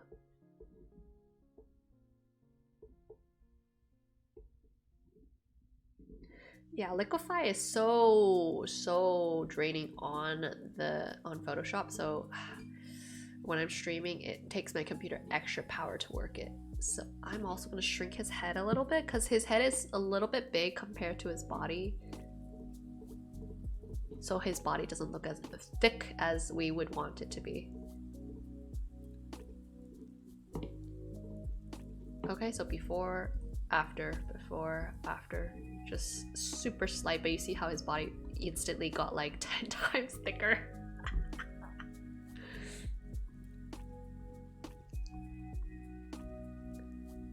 And you want to be careful about the muscle right here, Greta. I know I didn't go super in depth on the muscle, but the deltoid right here actually covers up this section and it connects directly to the pectorals. So this part shouldn't get that extra line. It should just be one whole section right here. I know you'll probably want me to focus on the muscle section because it's his defining feature. So let's do a little bit of muscle anatomy so we can make sure Big Daddy Toji gets the respect he deserves.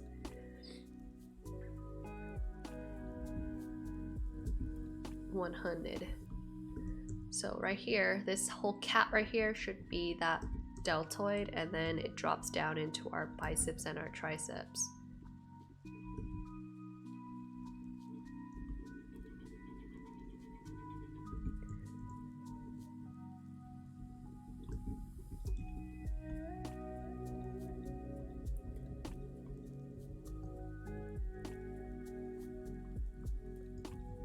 And then we can even have like his bicep right here touch his the side of his lats. So we're gonna create a soft transition shadow right here so it feels like it's wrapping inside. Same for right here. Define that pec right here, deltoid right here.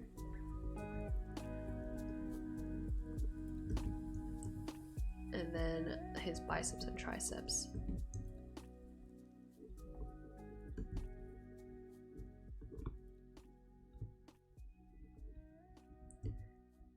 And then right here we can even do a little bit of shadow and some light to define the lats.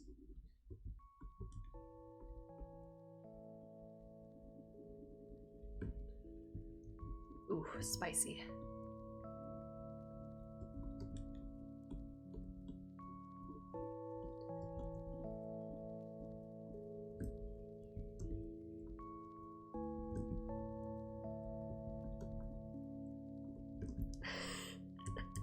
You want to make sure this is round so you get that juicy pec, okay?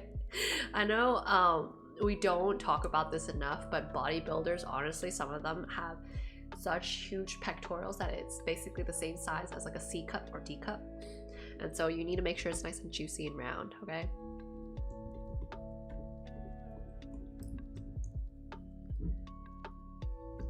And then because right here we have that deltoid on top of the pectoral, man boobs.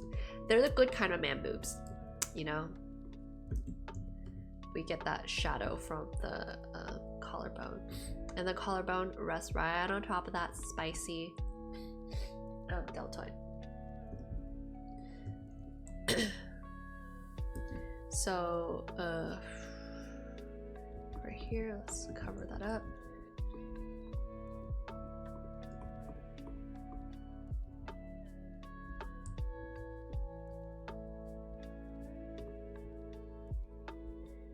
Same for right here, you get that dip from the pectorals into the deltoids. Oops. Ay, what the heck is that?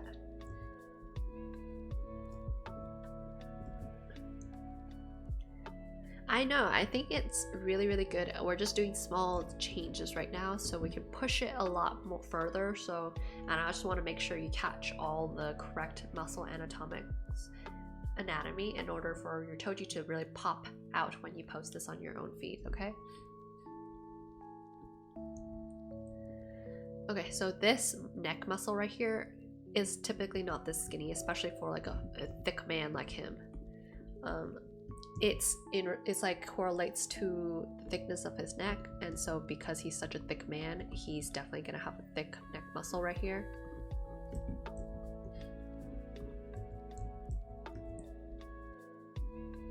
And you might get just a little bit shadow here.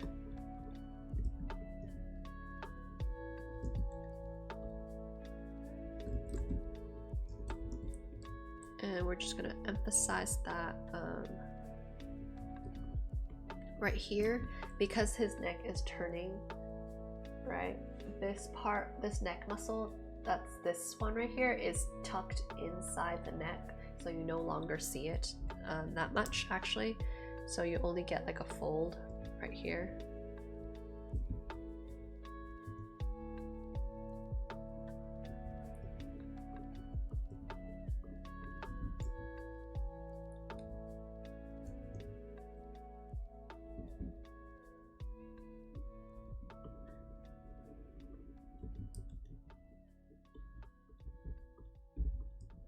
And then you get the Adam's apple right here popping out a little bit.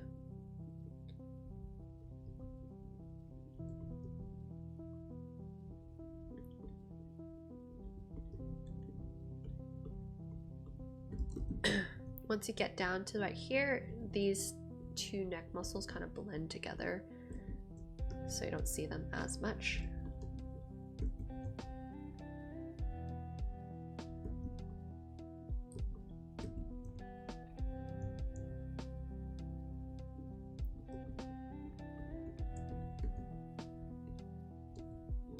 Okay, let me look up a real quick picture of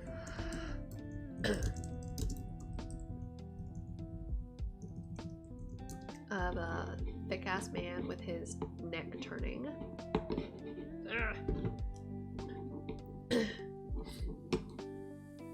I'm pretty sure this is AI or something, but whatever.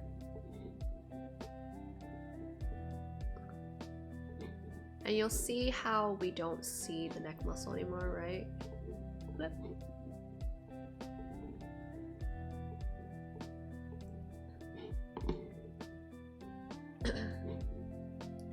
It really does look like AI, right, Greta? I feel like they stole some poor guy's Instagram photo. He was so proud after the gym, and then AI turned it into this.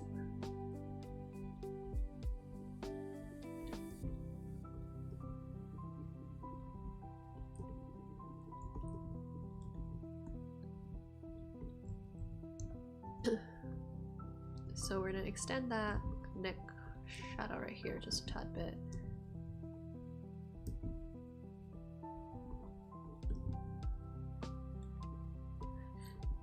And you want to make sure his jaw is snapping, so nice and square, nice and sharp. Don't draw lines underneath. You would rather use just the shadow to create the simulation of it. And then we gotta tuck his poor mouth up a little bit because he is looking up. Okay, so that means this part of the face gets foreshortened just a tad bit.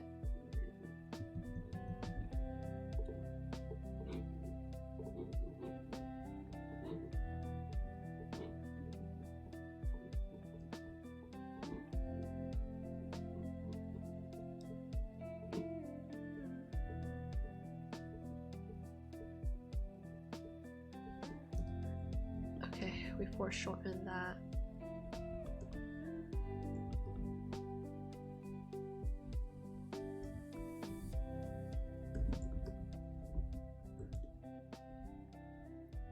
And then you want to be careful about how small you make the eyes and the direction, how much of the inner eye you're showing, because he's turned to the side. You're not going to see a lot of that inner eye right here, and instead this part's going to wrap around into the skull this way, and so he doesn't look super old. Don't do too much of that wrinkle. Use the shadow in order to simulate that that line that he has that comes from his skull.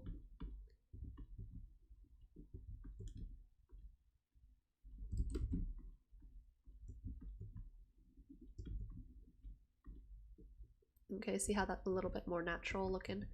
Then his eyes are going to be tucked further down this way because his head is turned so much.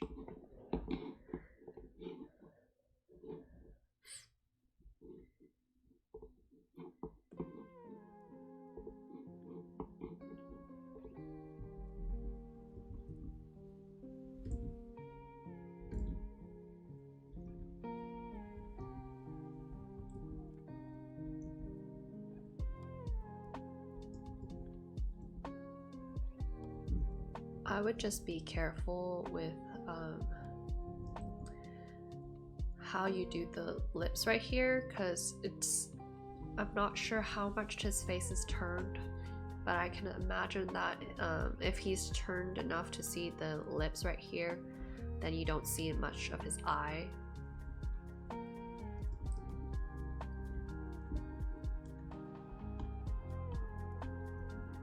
So that also means his head gets a little bit flatter up there to show the shape of his skull.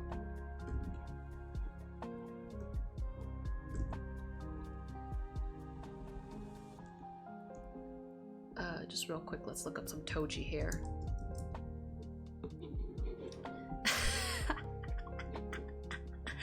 Oh, no, this is not what I want, JJK.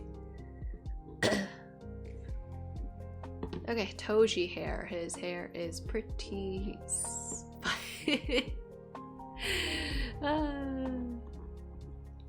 gonna come out a little bit more this way. It's pretty shaggy, pretty loose.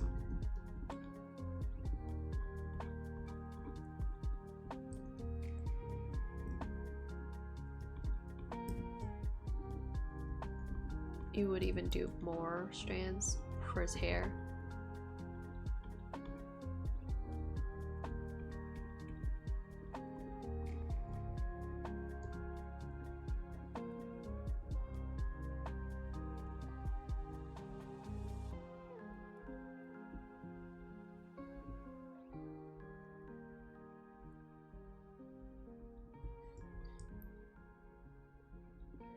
Okay, so maybe he's in desperate need of a haircut, but that is not our business.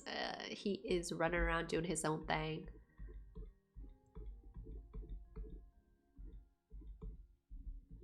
He may have that shag, but it's not like we can stop him.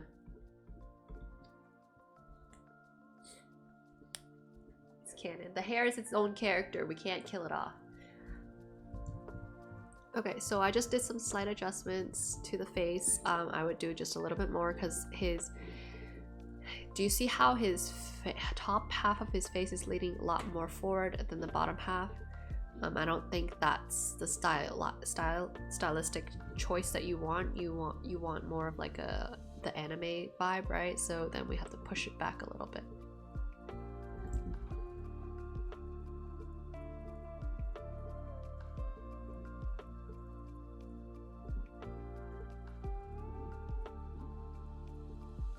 And I have to be careful not to push too much or else it's gonna go crazy.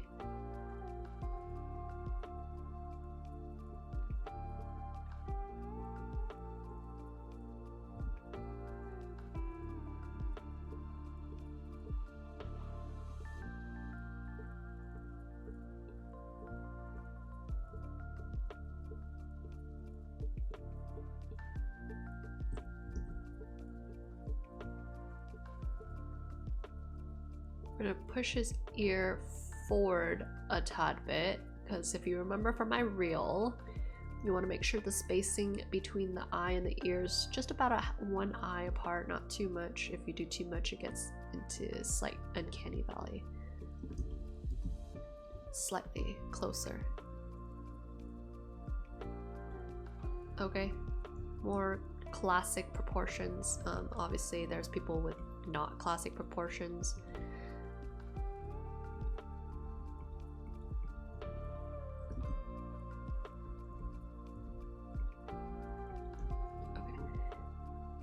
Here, flip that back over.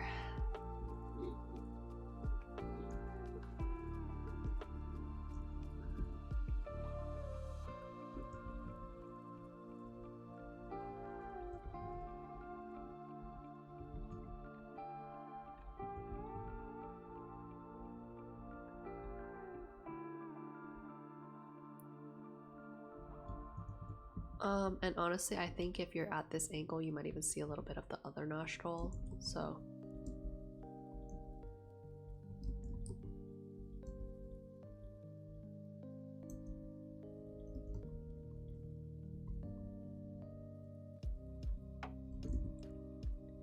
it's gonna be a hard balancing act.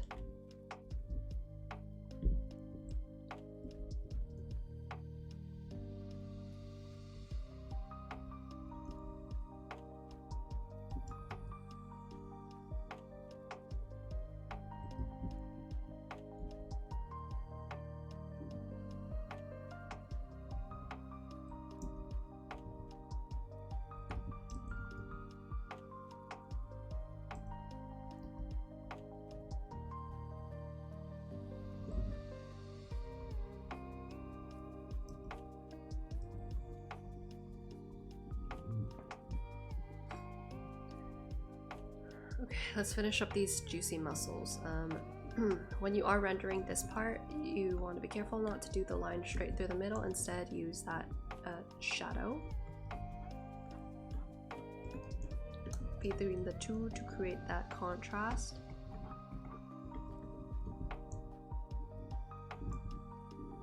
That way he even feels a little bit more muscular.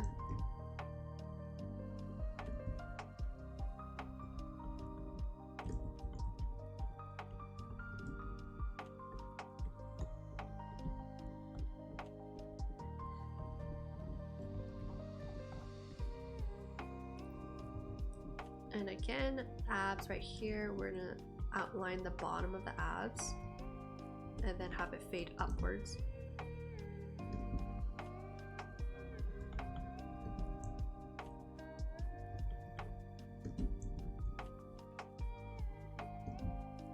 Right here should have your lats.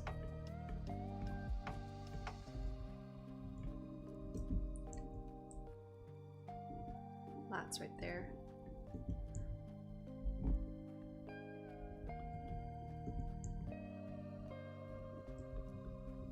And most of the time when you're drawing like abs, the line in the middle is not very apparent. It's very blurred unless you have like a super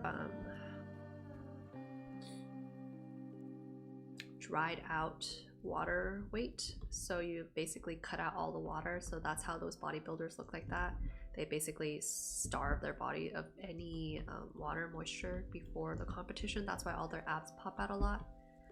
But in reality, we have some fat, we have some water, so our abs are not gonna pop out like muffins in a basket. They're gonna tend to blur together a little bit.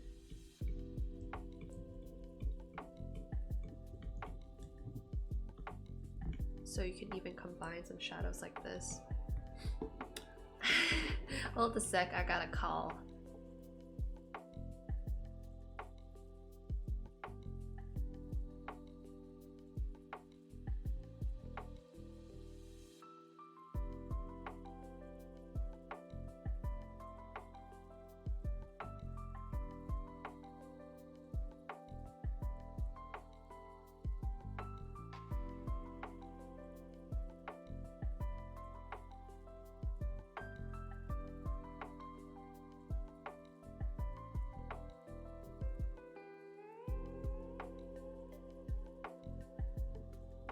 No, I have not seen those bread bears.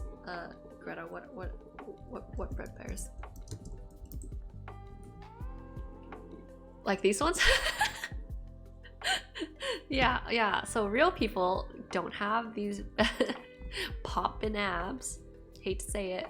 It's the reality. Just curse our human genetics.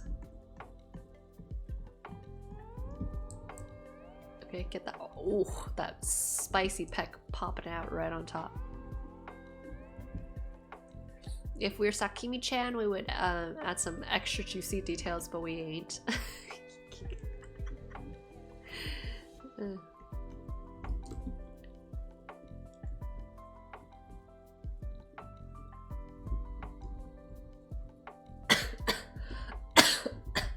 I hate myself for saying that. But we're gonna add just a bit of highlight right here.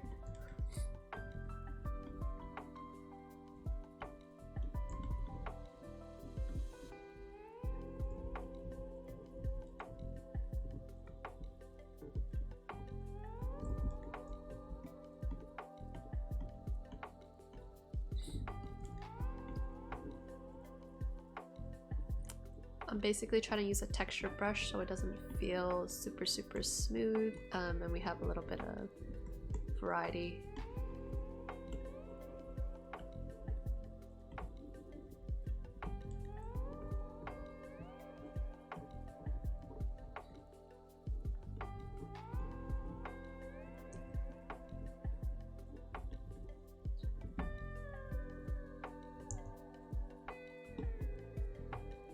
Alright, so if our light source is from this side,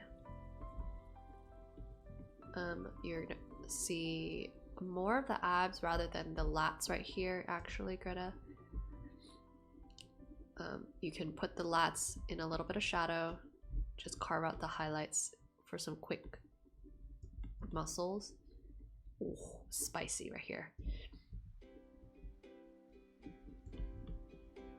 And most of the times abs are not very even or symmetrical, so you can make it a little bit wonkify a little bit.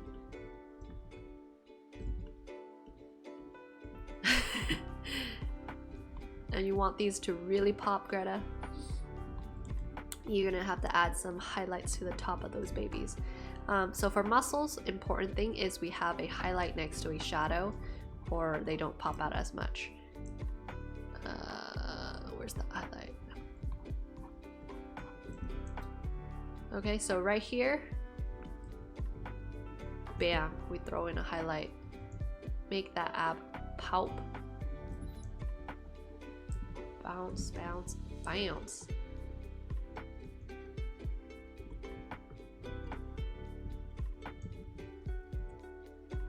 See how that pops out the ab?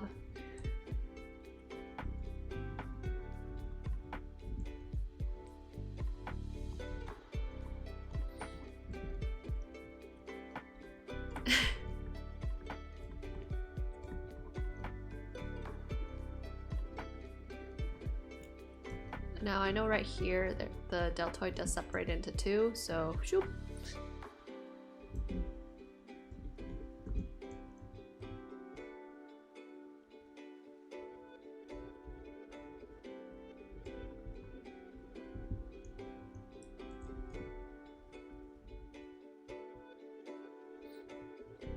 Okay, and then we're gonna finish off with the arm muscles right here.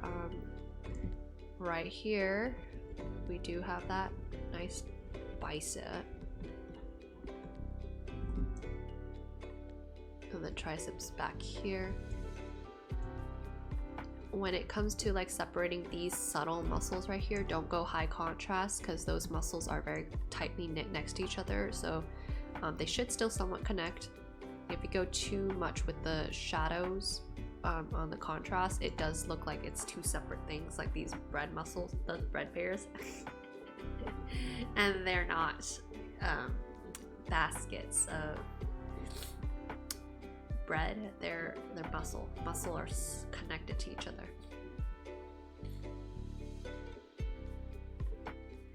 So see how he's trimmed like this? It's literally no fat, 0% fat, 0% water.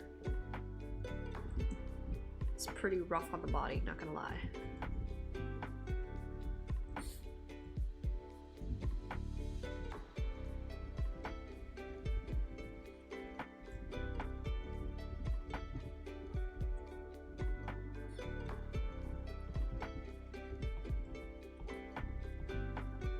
And be careful with hiding too much of the hand. His hand will still show a little bit more.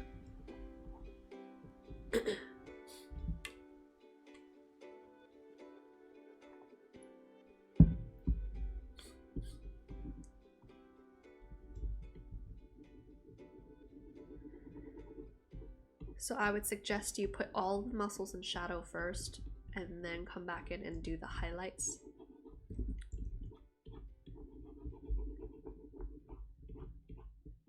That way the arm still feels cohesive, one unit. So flip.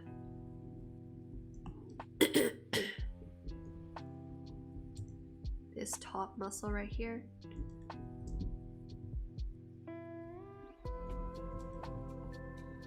Very subtle shadow, so go big brush, very light-handed.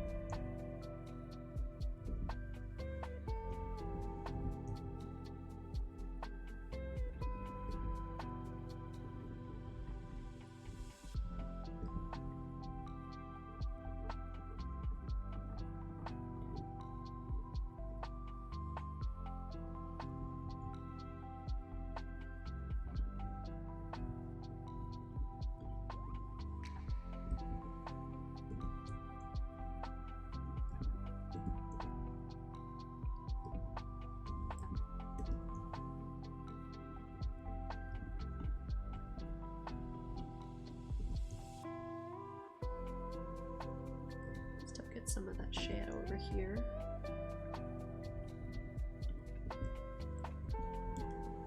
And I just like to blend out that edge just a little bit so it doesn't feel too harsh and it still feels like it's part of his arm.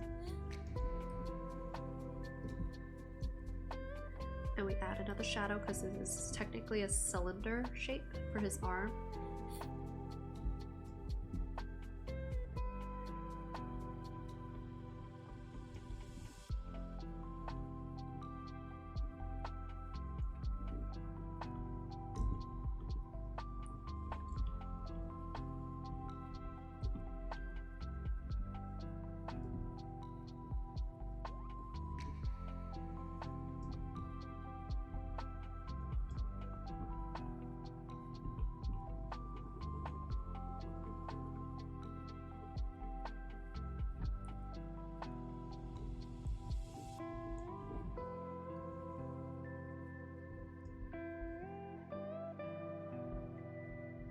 And when you're doing like veins like this, don't be afraid to connect some of the shadows that you have here already, because the vein isn't separate from your body, okay, Greta? It's part of the body.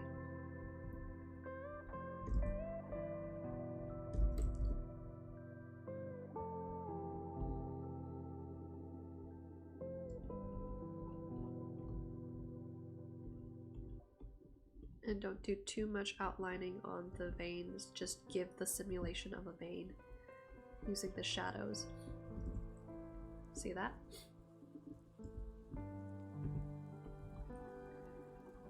And shadow of the hand is always going to have shadow down here because it's bent.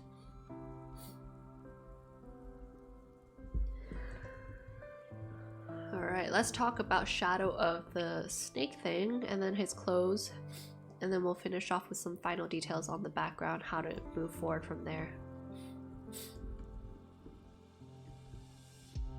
Where the snake thing at?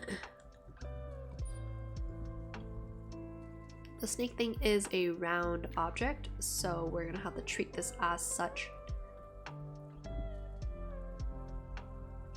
So don't be afraid to do a little bit more roundness, and then we're just gonna shade them as though they're like individual spheres. So sphere right here, all the bottom, nice and round. Then we carve out the tops.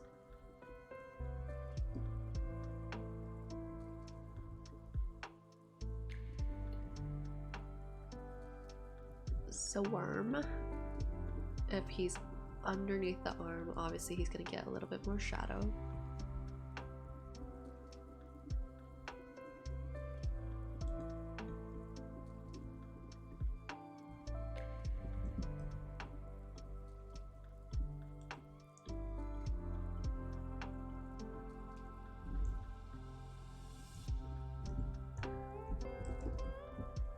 And then you can make him pop out a little bit back, give a little bit of bounce light down here.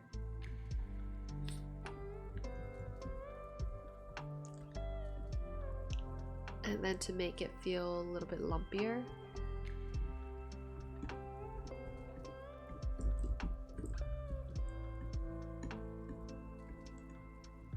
you can use a texture brush or something in order to harsh out the edges a little bit.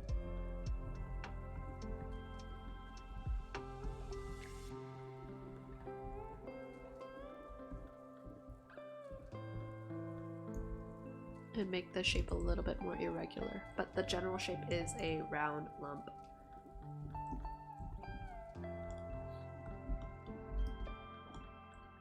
And we have to make sure this overlaps a little bit so we can see the shape of the worm go around. Same for right here.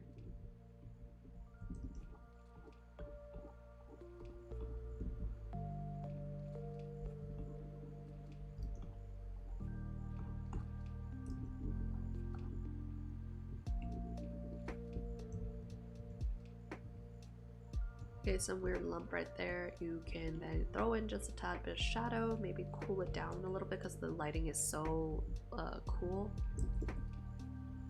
So the highlight might be a little bit cooler.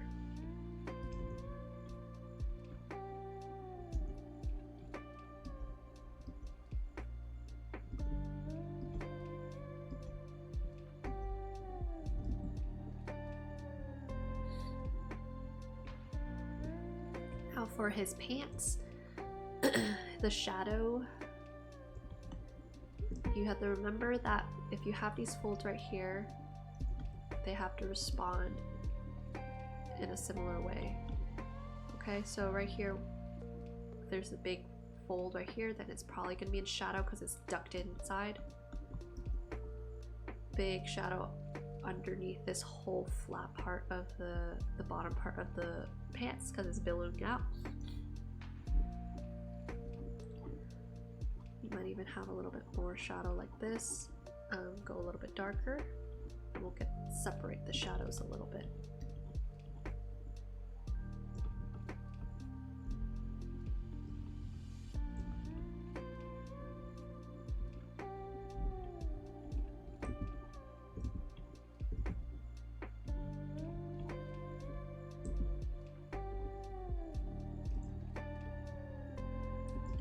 This whole part is like a drapey part of the pants, so it's actually going to catch a lot of shadow.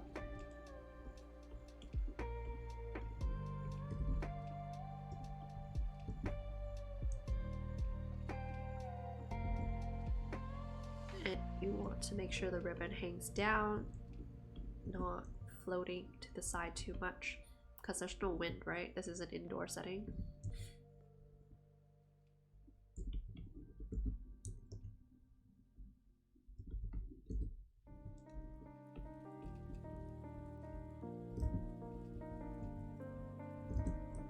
If there's a fabric wrapping around like that, then there typically is like a little dip in there.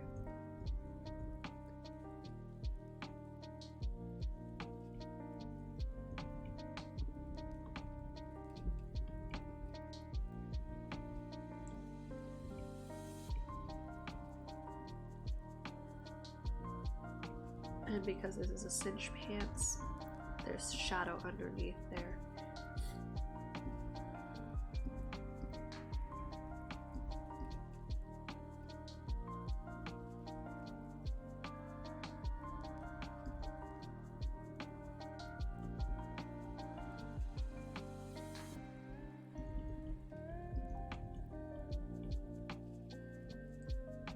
So the pants pulls forward because the leg is pulling forward.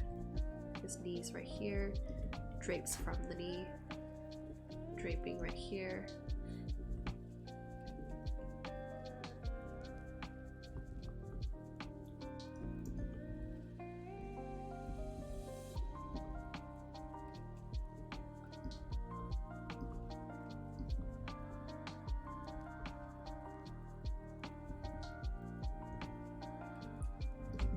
Probably get some draping around here too. So see how it drapes, gathers around the bottom right here.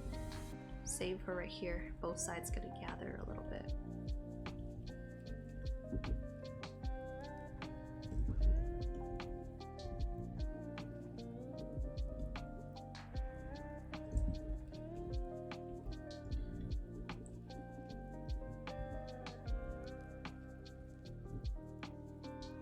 And then the other pants are in the back right here.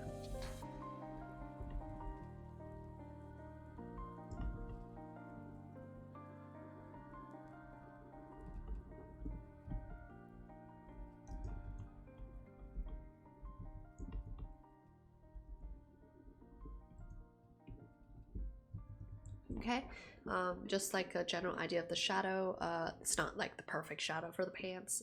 Obviously I would probably do just a little bit more just to match the shading here, but for the final touches for this piece, you would probably want to focus on getting all the highlights and shadows on the floor because that's going to really sell the piece together.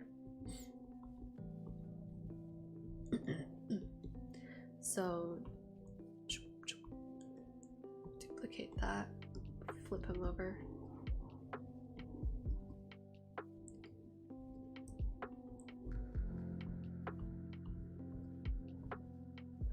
Getting that highlight right there and a little bit of shadow. The blood, be careful that it's dark enough because it's dried up blood, right? And it should follow the angle of the floor. Don't let the angle of this tilt affect you. So it should spill out this way. Okay.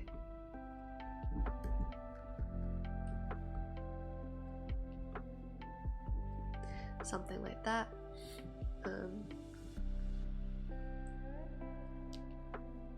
And then you can just throw in just a tad bit of lighting glorifiers, as I would call it, to make everything tied together. So you can just add a tad bit more of saturated color here and there where the light is.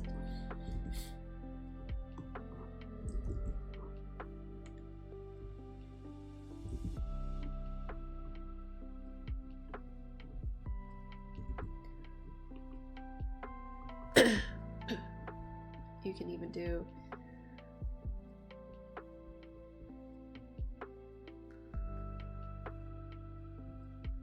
him in more shadow.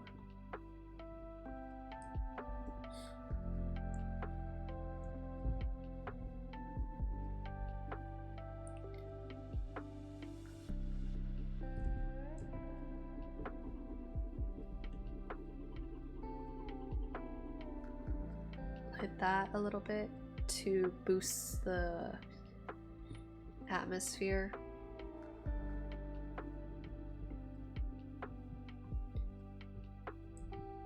It's totally optional at that point, okay? Alright, let's finish off with Sullivan's. Sullivan, I see you took my advice and you did start with some more sketches, and I think that's a good step because we're starting to see a little bit more confident line work.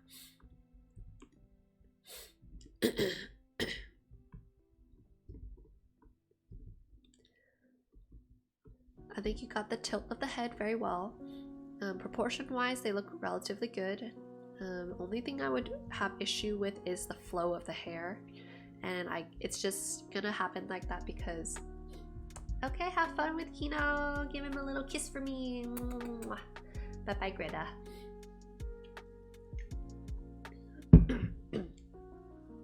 Anyway, so the flow of the hair is very stiff right now, and that's just gonna be because you're not super comfortable just yet with your line work, and that'll come with time. You'll get more confident in how you're seeing the stuff happening.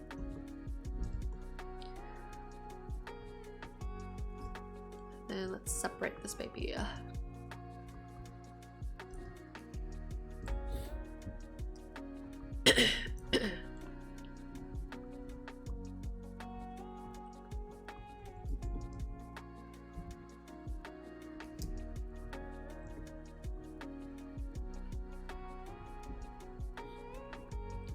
Okay, so line work wise, make sure you feel confident with your curves. So to make the hair flow, think about what the hair direction is going. It's falling from her hair here and it's curving over, it's flipped over, right? So use that feeling of the motion to sketch out the hair. And as it falls, maybe it's gonna start blowing out towards the wind, right? Just a tad bit. Some more curves, big swooping curves. Use your hand. Feel confident to use your hand. Don't just use your wrist because you're gonna get stuck in tiny sections. When you use your hand and your arm, you get bigger, flowing, swooping shapes. See that?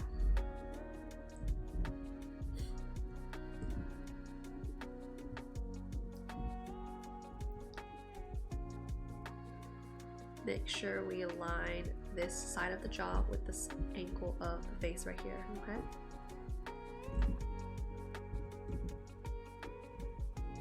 And there, we've already got like a major improvement, right?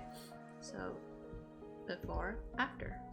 Her hair feels like it's swooping, right?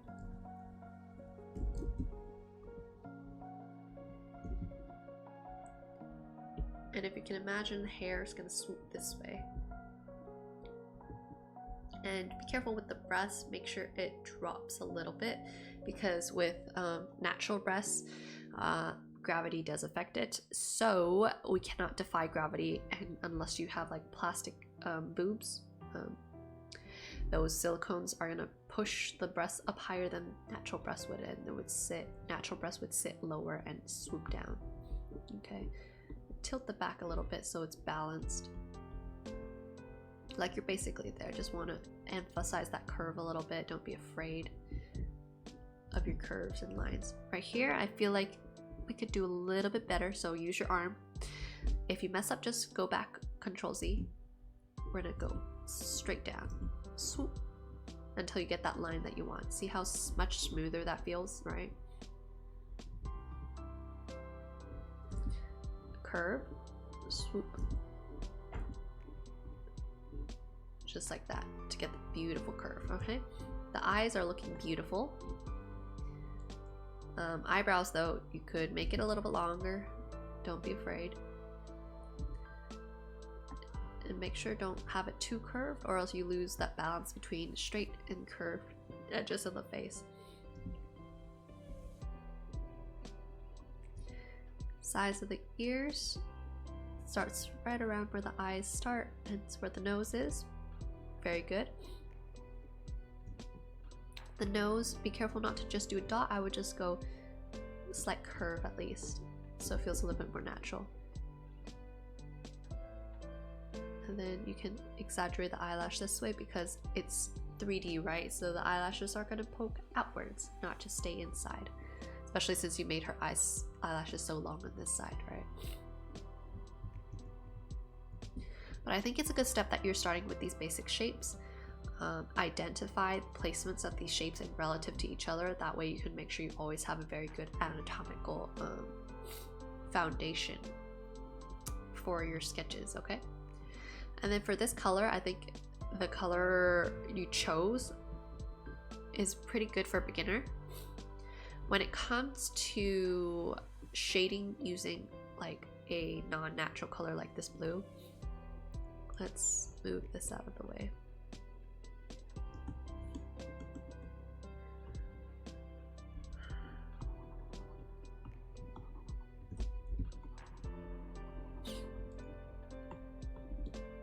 I'm going to flatten this color out real quick first, because I want to show you how you can do this a little bit more efficiently, more effectively.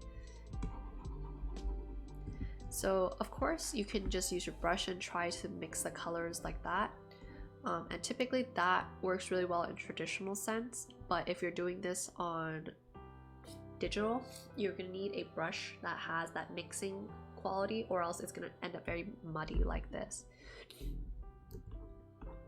So instead, what I would suggest you do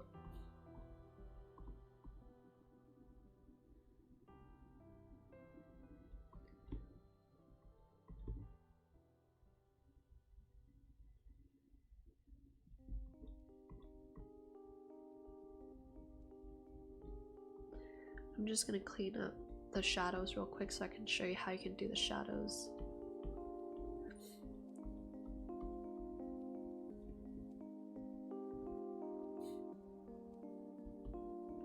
Okay, you can take a multiply layer and choose a slightly lighter, less saturated version of this color. I'm gonna get a tissue real quick. I can't breathe.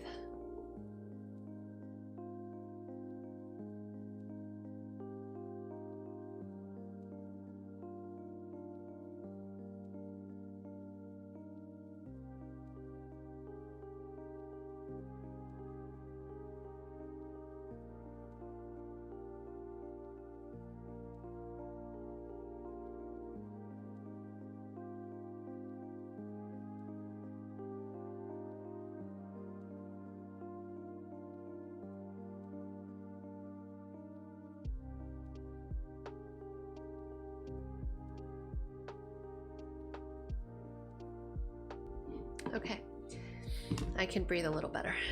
Okay, so you're gonna take a lighter, less saturated version of this color and we're gonna apply it right on top. See how multiply layer helps you automatically create that blend of color? So instead of such muddy colors, you have slightly more even colors, right? So you can do the same, keep some simple shadows for her eye right here, her eye right here.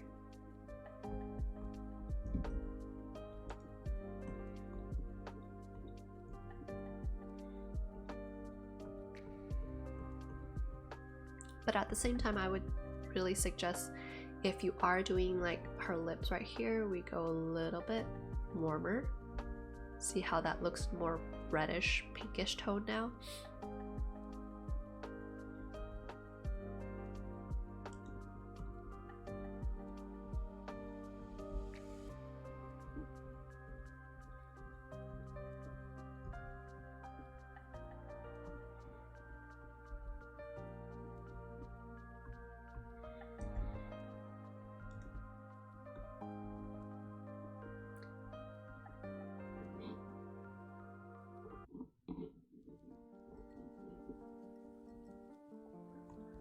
So what I want to do is I want to fix up the eyelashes that I kind of accidentally erased away from you right here.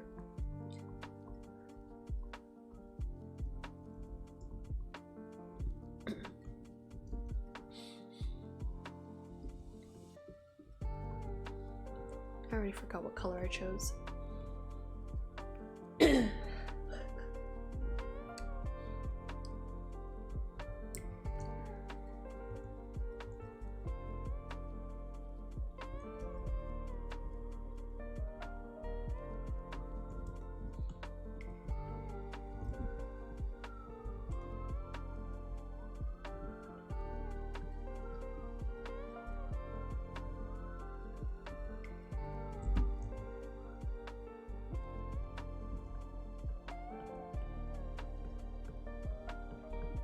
And then make good use of your soft brush and lasso tools in order to create that really soft blended look.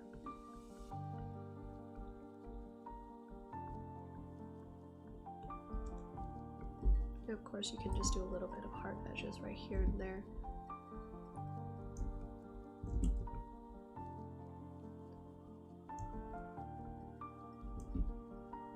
For the nose, you can simplify with a little shadow just like this.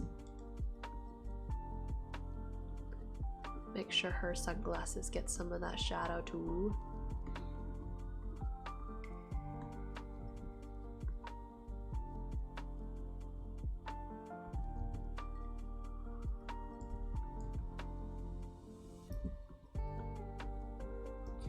For her eyes, the pupils, you want to be careful about these oblong shapes. Of course, it's very stylistically gives it more character, but you have to make it even. Like, as for beginners, I don't want you to get too reliant on these weird shapes. Instead, I would rather you have like a perfect circle. That way it feels a little bit more grounded and it's easier for you to catch. And then later on, when you do try to stylize a little bit, it won't be too confusing. Use the same size circles for both sides. See that? Now stylistically, if you want,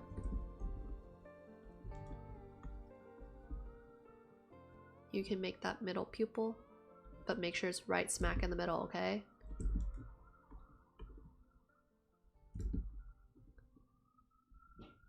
Don't make it too big.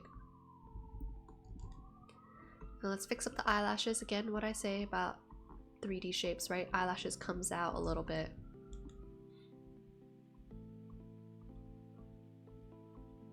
And eyes, we're going to go over this month, but this is a 3/4 view eye. We need that curve shape.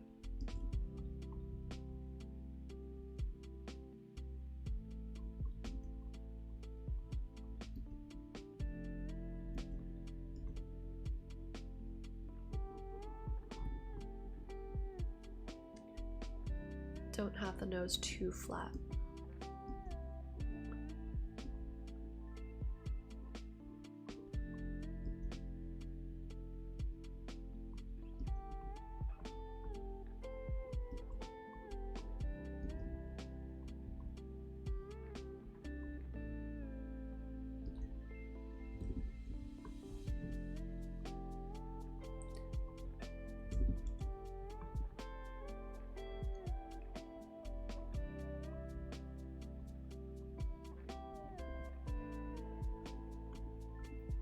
And we're drawing lashes. Start with one big lash first, then use that direction of the lash to create the smaller lashes, and you're gonna go smaller and smaller as you go closer and closer to the inner eye, okay? And she has pretty much a monolid with a slight double eyelid right here. So it's basically covered up right here.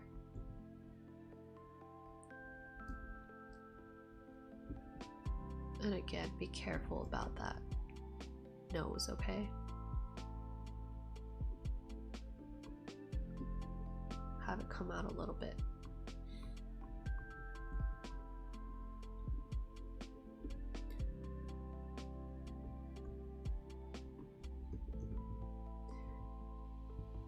Okay, see how the eyes really pop out now?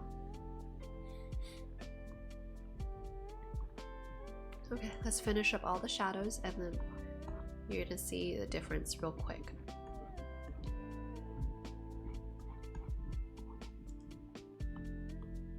To create a really nice silhouette, I would suggest we have the shadow cast back. Especially if she's turned towards this way, most of the weight of the picture is on this side. We want the shadow to counterbalance that.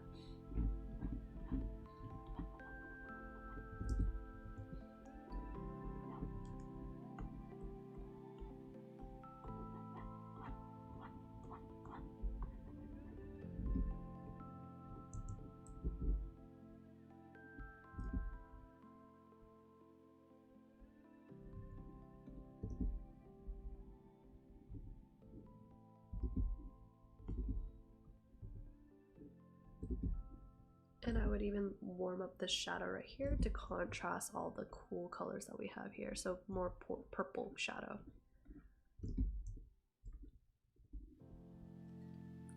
One nitpick I have is that the ear is not round.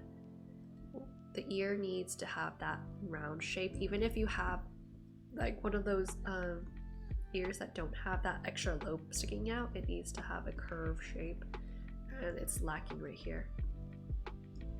Okay, so we're gonna fix that shape up just a tad bit. Make sure it connects from here, the top ear, to the inner side shadows. If you're never sure about the ear, you can look up some pictures or take a reference picture of your own ear in order to catch that shape perfectly. Okay, it's very important that the ear shape is good and solid, or else the ear looks like a mess.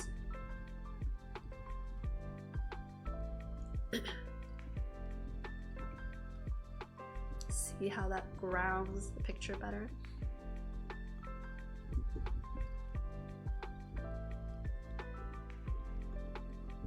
And then I would prefer you clean up the edges of the hair a little bit, so she doesn't look like she has too many flyaways. And her eyebrows, oh my gosh, her eyebrows. Use big, thick lines. I would prefer you to simplify the eyebrow as one straight line rather than try to do individual hairs, because individual hairs look very sparse and very sad for her eyebrows. It doesn't give enough shape, okay? Take a soft brush, then we blend out the inner corner of the eyebrows. And if you still want to add back some of that hair, take a small brush. Once it's blurred out, and you can add in individual hairs like that. See how it's a lot more convincing?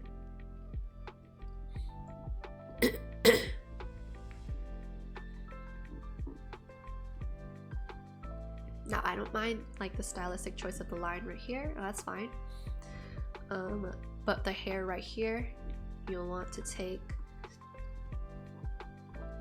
a soft brush and blend out that hairline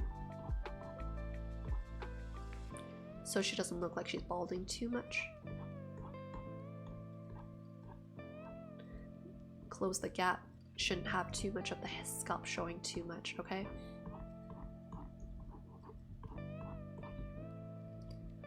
And for the tips of the hair, you have your brush right here.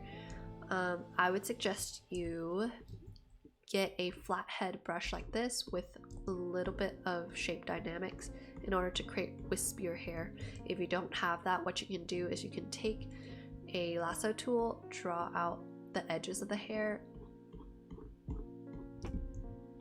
then come back in, create some zigzags. Okay, in order to create more convincing hair. hair ends are relatively wispy, so you don't need it to be super neat and clean.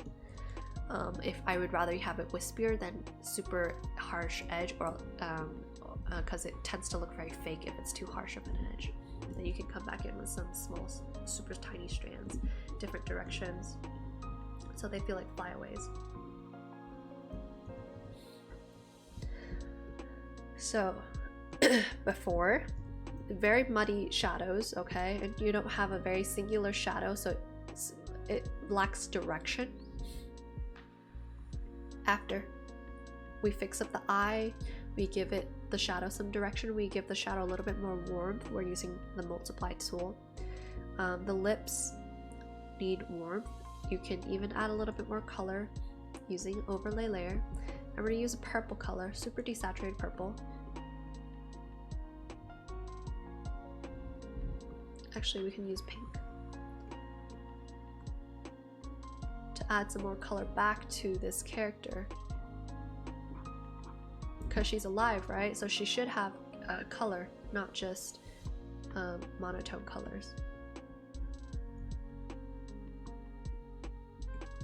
So slight difference. See how it just warms up the piece a little bit? Super subtle, but so important, okay?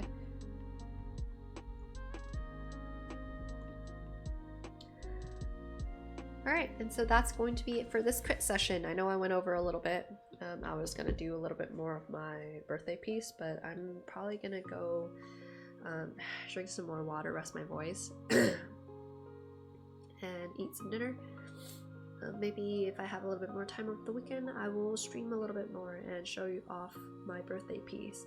For those who are staying here or still here, I will just show off a little bit of that birthday piece that you can see on my Patreon. A quick preview.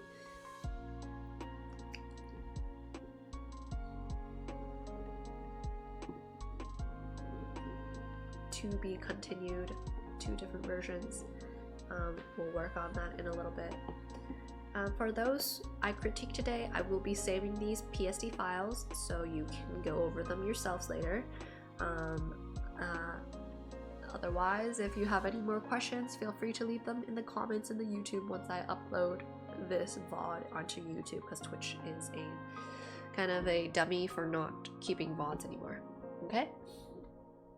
Have a great evening / morning / I don't know what time it is for you guys, okay? Bye bye.